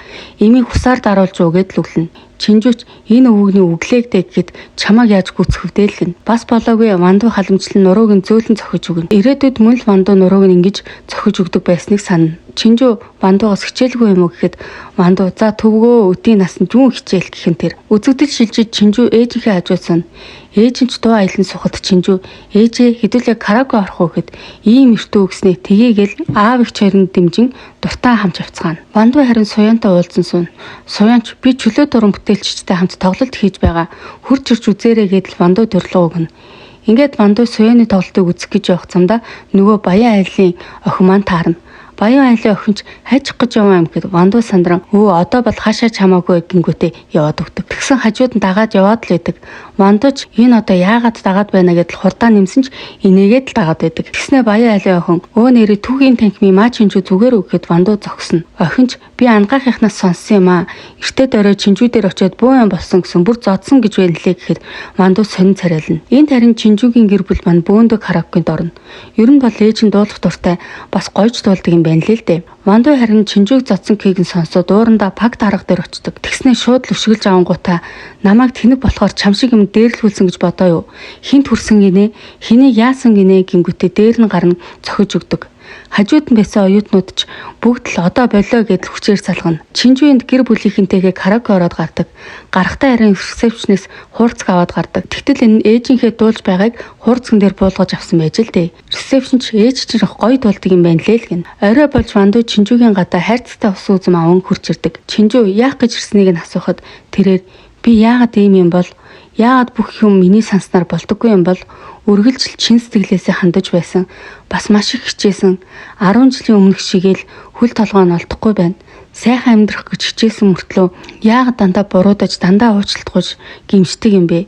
Би ч гэсэн чам шиг хадам ээжигээ сансан гэдэл үлдэг. Тэгтэл энэ үед яг ээж нь гарч ирэн тэр чинь юу гэсэн үг юм гэдэл гайхан асууна. Үзэгдэл шилжиж ирээдүйд Чинжүү Вандуу руу залхан хурдан хүрээд ирээ ханаа хурдлаараа гэдэл уйлан дуурахад Вандуу цаана 10 жилийн сурагч нартай зодтолдож байдаг. Нэг хүүхдийг дээрлэнгүүт Вандуу харангуйтаа тэр хүүхдийг салах гэж үзсэн юм байна лээ л дээ. Вандуу уцаа авсан ч цаана зодон хийж байгаа нь мэдэгдэнэ. Чинжүү уучраа олохгүй одоо яах вэ ээжээ гэдэл уйлан сандран гарна. Тэгтэл Вандуу цагдаагийн газар ирчихсэн нөгөө зодсон хүүхдүүд нь ч хамт байдаг. Вандуу цагдаад би явах хэрэгтэй, намайг явуулчих, явах хэрэгтэй байна гэхүүд Чинжүү хурж ирнэ. Чинжүүч болсон явдлыг харангуйтаа яагаад ингэж байгаа юм бэ? Яаж байгаа юм бэ гэдэл дахин хэлсээр уйлна. Вандуу хүүхдүүдийн зодоонд оролцож цагдаад баригдсанаас болж л ээж минь миний царайг харж чадсангүй гэдэл Чинжүү гомдлоо уйлж байсан юм байна лээ л дээ. Үзэгдэл өнгөрсөн дөрнөн Чинжүүгийн ээж юу хатан билээ? Тэгээд та хоёр бас яагаад уйлчихсан юм? Ямар учиртай юм та хоёр гэдэл асууна. Чинжүүч юу ч бишээ сургууль дээр онцгүй юм тохиолдоод уйлж байгаа юмаа л гэд өнгөрөөнө. Ээж нь ч итгэсэн царайлан Вандуугаас хоолой эцнийг нь асууна. Вандуу идээгүй гэсэн бололтой бүгдээрээ хамт хооллоно. Чинжүүгийн ээж ч Вандууг гаргаж өгөн дараа дахин ирээрээ ямар хоолнд дуртай вэ? Дараа нь хийж өгөх гэж Чинжүү хажуунаас нь тактуритан гэж хэлчихдэг. Ээж нь ч би тактуритан сайн хийдэг шүү. Дараа хурч ичиж дээрээ гэдэл явуулна. Чинжүүгийн аав харин ээжд нь заавал гаргаж өгөөд байхдаа яах вэ? Ямар манай хөргөн биш гэхэд ээж нь үгүй харах болгонд л өрөвдөд байх юм аа. Тэгээд ч тэр намайг харж байгаа харцсан ойрд Чинжүү намайг харж байгаа харцтай яг адилхан л гин. Чинжүүгийн аав нь энэ хоёр үерхдэг юм биш байгаа. Тэр хар царай надад таалагдахгүй байгаа шүүгээл өрөөндөө ордог. Вандуу Чинжүү хоёр харин гадаа ярилцсан сууна. Вандууч нэрэл чиний зөв юм байна. Яг хэрэгтэй үед чинь би байдаггүй юм байна. Өөрийгөө үргэлж хажууд нь хамгаалж байсан гэж бодож байсан. Одоо л чиний жаргахгүй байна гэдэг үгний учрыг олж байна гэдэг. Чинжүү харин санаа алдснаа. Хин намайг хамгаалаад өгөөч гэсэн юм. Намайг хамгаалах биш зүгээр л хажууд минь байхгүй дээ. Намайг тэжээх гэлгүй зүгээр л хажууд минь надтай хамт хооллохгүй дээ. Намайг уйлахад хамт уйлж хамт гониглохгүй дээ. Цаг хугацаа хэдий өнгөрсөн ч энэ дотор байгаад л байна. Чиний буруу биш гэдгийг мэднэ. Тухайн нөхцөл байдал яа харахгүй тэгээд тарчсан. Тэгээд л гомдол төрөх бүрдээ тэсээд л төвчээд л байсан юм. Гэхдээ намайг тэгж тэсэж төвчж байхад яагаад миний гомдлыг, миний гонигийг үл тоон тийм зан гаргаж байсан юм бэ? Тэр үеэс л бидний харилцаа ганхаж эхэлсэн. Над руу нэг харахгүй дээ. Намайг тэрхгүй дээ. Надтай хамт уйлахгүй дээ гэд Чинжүү уйлан одоо нэгэнт өнгөрчтэй гэд л босоож явах үед Вандуй би чамайг инээлгмээр байсан юм. Инээх их чинь харахыг хүссэн юм. Хадам ээжийн өмнө буруутайгаа мэдээд чамайг инээлгэхийг л хүссэн юм гэдэг. Яг үүндээ Вандууд ч гэсэн тийм амар байгаагүй л дээ. Ажлаасаа орж ирэх болгондоо инээдэгч яг үүндээ гэрийнхээ гадаа урваасаа амтнал зогсож байгаад хүчээр инээж орж ирдэг байсан. Хэрвээ инээгээд орвол эхнэрийгээ ч бас инээлгэнэ гэж бодсон байх. Гэвч Чинжүүгийн хүсэж байгаа зүйл нь хамтдаа гониглж, хамтдаа инээж, хамтдаа шаналж, сэтгэлийнхээ бүх л мэдрэмжээ хамтдаа илэрхийлэх л байж л. Энд харин Вандуугийн ээж нэлийн ууртай байхан тэр аамч гайхад өдөр хоолнд орё гэхэд нь хамт дагуулж хоолнд орж байхад юунд уурладаг юм гэхэд ээж нь нэг өдөр гэрийн хоол идмээргүй санагдаад гадуур хооллыг гэж байхад гэрийн хоолтой газар дагуулж явдаг нь ямар учиртай юм хөшин харамчаа гэхэд аав тэгвэл тухайн үед нь хэлэхэд яадаг юм хэл гэж чамд ам заяасан юм байгаа үстэй хэлж ярихгүй юм бол наад амаар яадаг юм гэд л уурлахад ээж нь яайда гэд хэлэх үггүй болдог ямар ч үж ярилцаж байж шийдэл олдох байх л да. Маргааш болж Вандуу сургууль дээрээ ирэхэд Суян нэлээд ширүүн харчихсан зогсно. Тэгээд Суянтай уулзсан намайг уучлаарай үнэхээр завгүй байлаа гэхэд Суян инэв. За тоглосон юм аа би уурлаагүй. Угаасаа өөртөө хайргүй хүнийг би нүдээ ширхтэл хүлээн гэж юу байхав дээ гэхэд Вандуу нэрээ хүлээгээгүй юм уу? Ашгүйдээ гэдэл инээ. Суян гэсэн чинь үгүй гэж хэлэхгүй байх шүү гэл инээснэ. Чи тэр Чинжүү гэдэг охин сайн бидтэй. Намайг аавын харцаар хардаг мөртлөө Чинжүүг харахтаа нүднээс чинь хайр цацардаг. Чи өөрийнхөө зүрх сэтгэлийг мэддэггүй юм уу? Эсвэл нуугаад байдаг юм уу гэхэд Вандуу дуугаал бодлогошрон суна. Өнөөдөр сургууль дээр сургуулийнхаа захирлыг огцруулах жагсаал болж байгаа юм. Намгил бол энэ сургуулийн захирлын хүүхэд юм байж Чинжүү өөнийг аль дээр мэддэг байсан болохоор намгилыг битгий хараасаа гэж бодсон ч тэрээр аль хизээний харчихсан байдаг. Тэгээд л түүний сэтгэлийг зассан хоолнд орж хамтдаа алхаж явж байхад намгилийн ээж нэрчгсэн түүнийг дууддаг. Яасан зүгээр үү гэхэд намгил тийм ээ зүгээр байх залууж аваад очиод уулз гэж явах гэхэд ээж нь үгүй аав чинь биш чи зүгээр үү ээж нь чамд санаа зовоод ирлээ гэдэг. Ер нь бол энэ намгилийн хойд ээж нь юм л да. Ээжтэйг нөх олигтойч ярьдаггүй нэг тоодоггүй юм байна л да. Ээж нь бол эсэргээрээ намгил сайн бас их хилдэг, санаа зовдөг. Хойд ээж гэхэд их л сайн хүн байдаг. Ингээд Чинжүү нөгөө хоёрыг орхиж номын санд цаг хугацааны талаар хаяллын ном хайж байгаад Вандуутай таардаг. Вандуу харин Чинжүүгийн хуруундах бүгжний ормыг хараад энэ бүгжний ормыг хизээнээс үсснийг асуухад энд ирснээс эхлээд л гэдэг. Учир нь Вандуугийн хурууны бүгжний оромч бас тодорхойд байгаа хэрэгэлдэ. Тэрээр яг өмнө гэрэлсэн байх үедээ зүүдэг байсантай адилхан бүгж хайж эхэлдэг. Вандуу хайж байсан бүгжээ олоод бөөн баяр Чинжүүгийн гэрийн гадаа яваад очтол Чинжүү ээжтэйг аз жаргалтайгаар инээлдэн алхаж байхыг хараад Вандуу зүгээр л гунигтайхан харан зогсно. Чинжүү харин ээжтэйг алхангаа хэрвээ би гэрэлчгээд гэрэлснийхээ дараа сална гэвэл та яах вэ гэхэд салахаар тийм хачин хүнтэй суулгахгүй. Надад ч гэсэн аав чинь дандаа сайхан байдаггүй. Аавд чинь ч би дандаа таалагдаад байдаггүй л байх. Юмс ямар санснаар болох биштэй гэхэд Чинжүү нэрэж тийм юм уу гин. Ингээд ярилцаж явхад тэр хоёрын замд нэгэн хүн согтуурхан гомдлон уйлна. Тэрээр би ч гэсэн хүн би нохой биш. Би үнэхээр хичээж байгаа. Надад хэцүү байна гэдэл уйлна. Үүнийг нь сонссон Чинжүү ирээдүг бодно. Чинжүү Вандуутай уцаар ярин би өрөөсөө ч жарахгүй байна. Салъя гэж уйлах үед Вандуу тэгвэл чи намайг ямар ажил хийдэг гэдгийг мэдхүү. Надтай нохооноос ч дор харьцаж байна гэж уйлж бас саяхан хэлсэн. Яагаад сайхан амьдрах гэж хичээсэн хэрнээ дандаа бурууддаг юм бол гэж уйлж мэснийг нь санан нүлмэс унгана. Ингээд тэд гэртээ орох гэтэл Чинжүү ээжээсээ та намайг хинтээ чамаагүй хүнтэй гэрлүүлэхгүй биздэй гэхэд ээж нь юу гэж хинтээ чамаагүй гэрлүүлэх вэ дээ шилж байгаад хамгийн сайнтай нь гэрлүүлэн гэхэд тэрээр би нэг хүнтэй уулзчихад ирээ гэдэл гүйгэж очихдаг. Чинжүү Вандуу руу залгана. Тэгснээ дахиад л намайг уйлуулах гэж байгаа юм уу гэдэл ярихад Вандуу битгий уйл би яг одоо очлоо гэдэл гүйгэж явна. Ингээд Чинжүү гэрлэн төхөн дээр Вандууг зөсөн хүлээх үед урдаас нь намгил бас түүнийг харан зогсно. Энэ үед нэгэн хүүхэд бөмбөгөө машин зам руу оруулан түүнийхээ араас гүйж байгааг харан Чинжүү хүүгийн араас гүйж хүүг тэрвэр авахад урдаас нь яг машин гарч ирэн мөргөх гэж байхад Вандуу ирэн тэр хоёрыг түлхэн өөрөө мөргүүлж газар унана. Чинжүү харин Вандуу руу ухаан мэдрэлгүй гүйжир яана зүгээр үү Вандуу ханаа гэдэл үйлнэ. Үүнийг нь харсан намгил бүр шок. Вандуугийн Чинжүүд өгөх гэж байсан бөгжнийг бас газар хэвтэнэ. Ингээд намгил Чинжүү хоёрч Вандууг имлэх түргэн. Им чин хурдан гэр бүлийнх нь хүмүүсийг дууд яаралтай хагалгаанд орно. Тэрнээс өмнө гарын үсэг зурх ёстой гэхэд би гэр бүлийнх нь хүн байна. Хурдан хагалгаанд оруулаад өг гэдэг. Им чин ч үгүй болохгүй. Ууж байгаа юм цусны бүлэг гих мэт зүйлийг мэдэх хэрэгтэй гэхэд Чинжүү би мэднэ нэгдүгээр бүлгийн тусдаа баг зэргийн бактериа өвчтэй тоорын харчлаа гэхэд намгил гайхан зогсно. Им чин ч яхаа мэдэхгүй. Чинжүү харин уйлан гухад аав ээж хоёр нь ирж таарна. Чинжүү ч Вандуугийн ээжийг харан ээжээгээд л өрөвцөн харцаар харна. Ингээд үзэгдэл шилжиж Вандуу хагалгааны өрөөнөөс энгийн тасвар руу шилждэг. Чинжүү түнтэй уулзах гэтэл уулзах боломжгүй зөвхөн гэр бүлийн хүмүүс нь л уулзна. Эргэлд оруулахгүй байгаа гэж имчилнэ. Чинжүү санаа зовоод эргэлд оруулахгүй гэвэл тэр чинь би энэ хүнд гэсэн үг бидтэй гэхэд үгүй би энэ сайжирсан л гин. Яг энэ үед Вандуугийн ээж өрөөнөөс гарч ирдэг. Тэгээд энэ хоёр ярилцсан суун. Тэгснээ ээж нь чи Вандуугийн найз охин юм уу гэсэн чинь тийм ээ л гин. Манай Вандууд тийм их сайн юм уу? Надаас илүү уйлаад байхаар нэх гайхсан шүү. Одоо Вандуугийн би гайгүй эргэлд оруулахгүй гэсэн болохоор санаа зовлтгүй харьдаа гэдэл явуулна. Тэгээд ээж нь Вандуугийн өрөөнд орж ямар тач чиний хэлснээр л хилээж явуулчихлаа. Сайхан сэтгэлтэй хөөрхөн ох юм а гэхэд Вандуу инээмсэглэн хөөрхөн шүүлгэн. Тэгсэн ч маргааш нь Чинжүү гандан бурахгүй имлэгийнх нь өрөөний хажууд сууж байдаг. Дүгжээ хурч ирэн орохгүй юу яаж байгаа юм гэхэд имлэг эргэлд оруулахгүй байгаа гэсэн шүү дээ гэхэд үгүй Вандуу намайг өөрөө дуудсан шүү дээ л гин. Ингээд Чинжүү Вандууг өөрөөс нь цухтаад байгааг мэднэ. Тэр хоёр ч уулзаж Чинжүү яаж байгаа юм бэ? Яагаад цухтаад байгаа юм? Намайг тэр өдөр ямар их санаа зовж айсныг мэдхүү. Нүдмэн цайвартай юу хийхээ мэдэхгүй байсан. 18 жил хамт амьдарсан нөхөр минь үхэх гэж байхад имлэг гарын үсэг зуруулахгүй байсан гэж ойлгоход Вандуу хүн үхэлтэй нүр тулж байж л би гэдэг хүн өөрийнхөө шунлаас болоод хэнийг яаж зовоож байгаагаа мэддэг юм байна. Угаасаа яаж босгаач мэдэхгүй байна. Хоёлоо бүгдийг мартаад чи энэ дээжтэйгээ сайхан амьдр гэд хэлчихдэг. Сэтгэлэл байвал болчихно гэж бодсон үгүй юм байна лээ. Би чамайг уйлуулахгүй байж чадахгүй байх л гин. Чинжүүч юу гинэ? Тэгвэл сойжин яах вэ?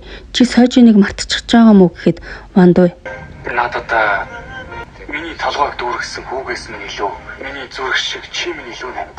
Чинжүүч юу ч хэлж чадахгүй зүгээр л уйлан сон. Вандуу өрөөндөө орж ирэн гуниглан сухад ийм ч ослын газар байсан юм а гэдэл нөгөө хоёр хос бүгжийг авчирдаг. Вандуу харснаа сойжин аавыгаа уучлаарай гэж үнэхээр их уйлдаг. Чинжүү харин энд ээжийнхээ ингэр тэрвүүлээ уйлна. Ээж нь юу ч хэлэхгүй юу ч асуухгүй зүгээр л тэрвэрнэ. Маргааш болж намгил Чинжүүтэй уулзгаар ирдэг. Чинжүү яагаад толбой барихгүй ирсэн юм гэхэд намгил хэрвээ зугаалыг ийл чи хэрэггүй л гэх байлгүй. Өнөөдөр миний төрсөн өдөр ганцхан өдөр хамт зугаацъя гэдэг. Энд харин Бураам Жэю хоёрын хичээлдэг хөгжөөн дэмжигчдийн клуб улсын аврах шалгаруулах тэмцээнд орохоор шалгаруулалтанд орж байдаг. Жэю энэ шалгаруулалтанд орох гэж хэдэн өдөр нэлээд бэлдсэн байдаг. Учир нь гоцлол бүжигчин болж Бураамыг хатэрэ өргөдөг хэсэгт орохыг хүсч илдээ. Бураамыг оюутан болгон угаасаа л гоцлол хэсэгт бүжиглэн харин эрэгтэй энэ хэм байх гэдэл ярилцсан. Жэю шалгаруулалтанд ороход багш нь сайн байна гэсэн хэдий ч олонний хэсэгт гарнаа гоцлол арай л болохгүй байна гэдэг. Тэрээр жоохон урам нь хугардаг. Шалгаруулалтын дараа дүнг нь харахад Бураамч гэсэндээ олонний хэсэг тоглохоор болсон байдаг. Хүүхдүүд ч яагаад ингэж байгаа юм? Чи албаар ингэсэн юм уу гэдэл байдаг. Жэвч чи яагаад ингэсэн юм? Хүн ийм эвгүй байдалд оруулаад гэхэд миний би гоцлох нь тийм чухал биш. Би чиний хамтрагч баймаар байна. Чи ч над руу ирэх гэж хичээсэн шүү дээ. Гэхдээ би ч гэсэндээ чиний хажууд чиний хамтрагч баймаар байна гэдэг. Үзэгдэл шилжиж намгил Чинжүү хоёр салхинд гарцгаана. Намгил зугаалганд зориулж кембаб, догбуги гэх мэт хоол бэлдэж ирнэ. Чинжүү ч хамтдаа байна гэдэл хамтдаа инээлтэн идцгэн. Энд харин найзууд нь Вандууг ирэхээр ирсэн байдаг. Бүгд л санаа тавин бас болоогүй сөөжүү пив аваад ирсэн байдаг байгаа. Нөгөө хэд чинь яаж зүгээр байх вэ? Эмнэлгийн дээд давхарт гарan ууцгаана. Тэгтэл дүгжээ нэг ургаасан унжисан амтэн сууж яхан тэр. Тэр яаж гсэн юм гэхэд цэргийн зарлан ирсэн. Тэгээд л гунж суугаа юмаа л гин. Сол Вандуугаас чи Чинжүүг аврах гэж байгаад осолд орсон гэлөө баларх шахсан юм биш үү гэхэд Вандуу балархч юу байх вэ дэлгэн. Жэю харин баларх шахсан шүү. Чүү Вандуугийн галзуу дурлалын эзэн биш гэд хэлчихвээ гэсэн шиг амиач харилаагүй байгаа юм да гэхэд Вандуу гайхаж юу ямар дурлалаа гэхэд Чинжүү та хоёрын дурлалаа. Та нар мэдээгүй юм уу гэхэд Бураам мэдлгүй дээ гэхэд дүгжээ тэнэг хүн л мэдэхгүй байх л гэдэг. Чинжүү намгил хоёр харин ярилцсан суугаад Чинжүү эртээд Вандууг осолд ороход түргэн дуудаж өгсөнд баярлсан шүү гэдэг. Намгил чи юундаа баярлах вэ дээ? Вандуу л баярлах ёстой. Вандуугийн баярлах ёстой газар чи баярлаад чиний баярлах ёстой газар Вандуу баярлах юм. Вандуу дээр над дээр ирээд Чинжүүг аварсанд баярлсан шүү гэж хэлсэн. Та хоёр ч үнэхээр дотн юм аа.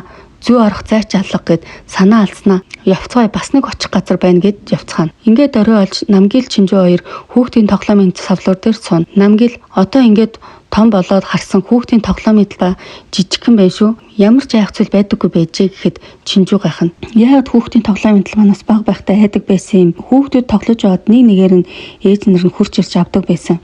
Харин би ганцаараа өлтдөг байсан. Хүлээгээд л ирдэггүй хүн байдаг гэдгээс айж тэгэл тоглоомын талбайд ирдэггүй байсан. Нэг их олон зүйл хүсдэг байгаагүй. Зүгээр л ээжтэй байхыг л хүсдэг байсан гэдэг. Тэгэхэд Чинжүү ээж байна гэдэг хүн болгоны хийдэг энгийн л зүйл шиг харагддаг боловч үнэн дээр маш хэцүү зүйл шүү дээ.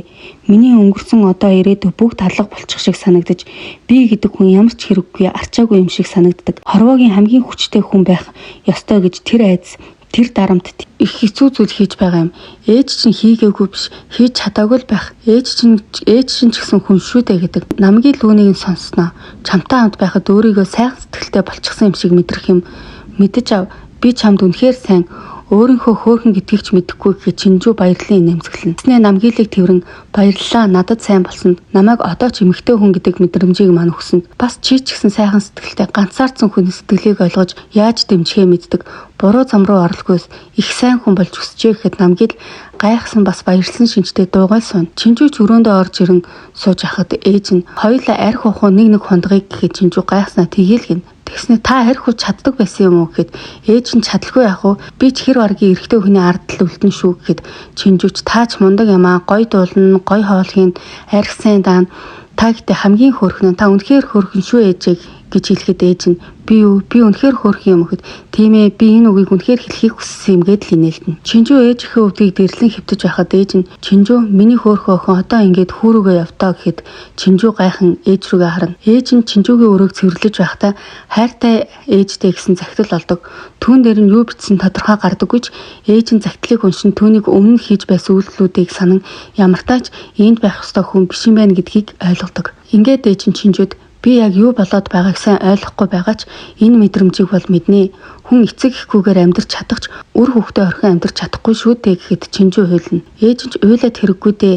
Ямар ч зүйл мартагддаг, бас хатууждаг, тийм л байдаг гэд толгойг нэлэхэд тэрээр мартагдахгүй байна, хатуужахгүй байна, өргөлж бодогдож дандаа санаад байна гэдэл гомдлон уйлна. Ээж нь ч Чинжүүг хүүхдээ өсгөж байтал нэг л өдөр мартчихна гэдэл тайвшруулна. Чинжүү харин ээж минь гэдэл тэврээд уйлдаг.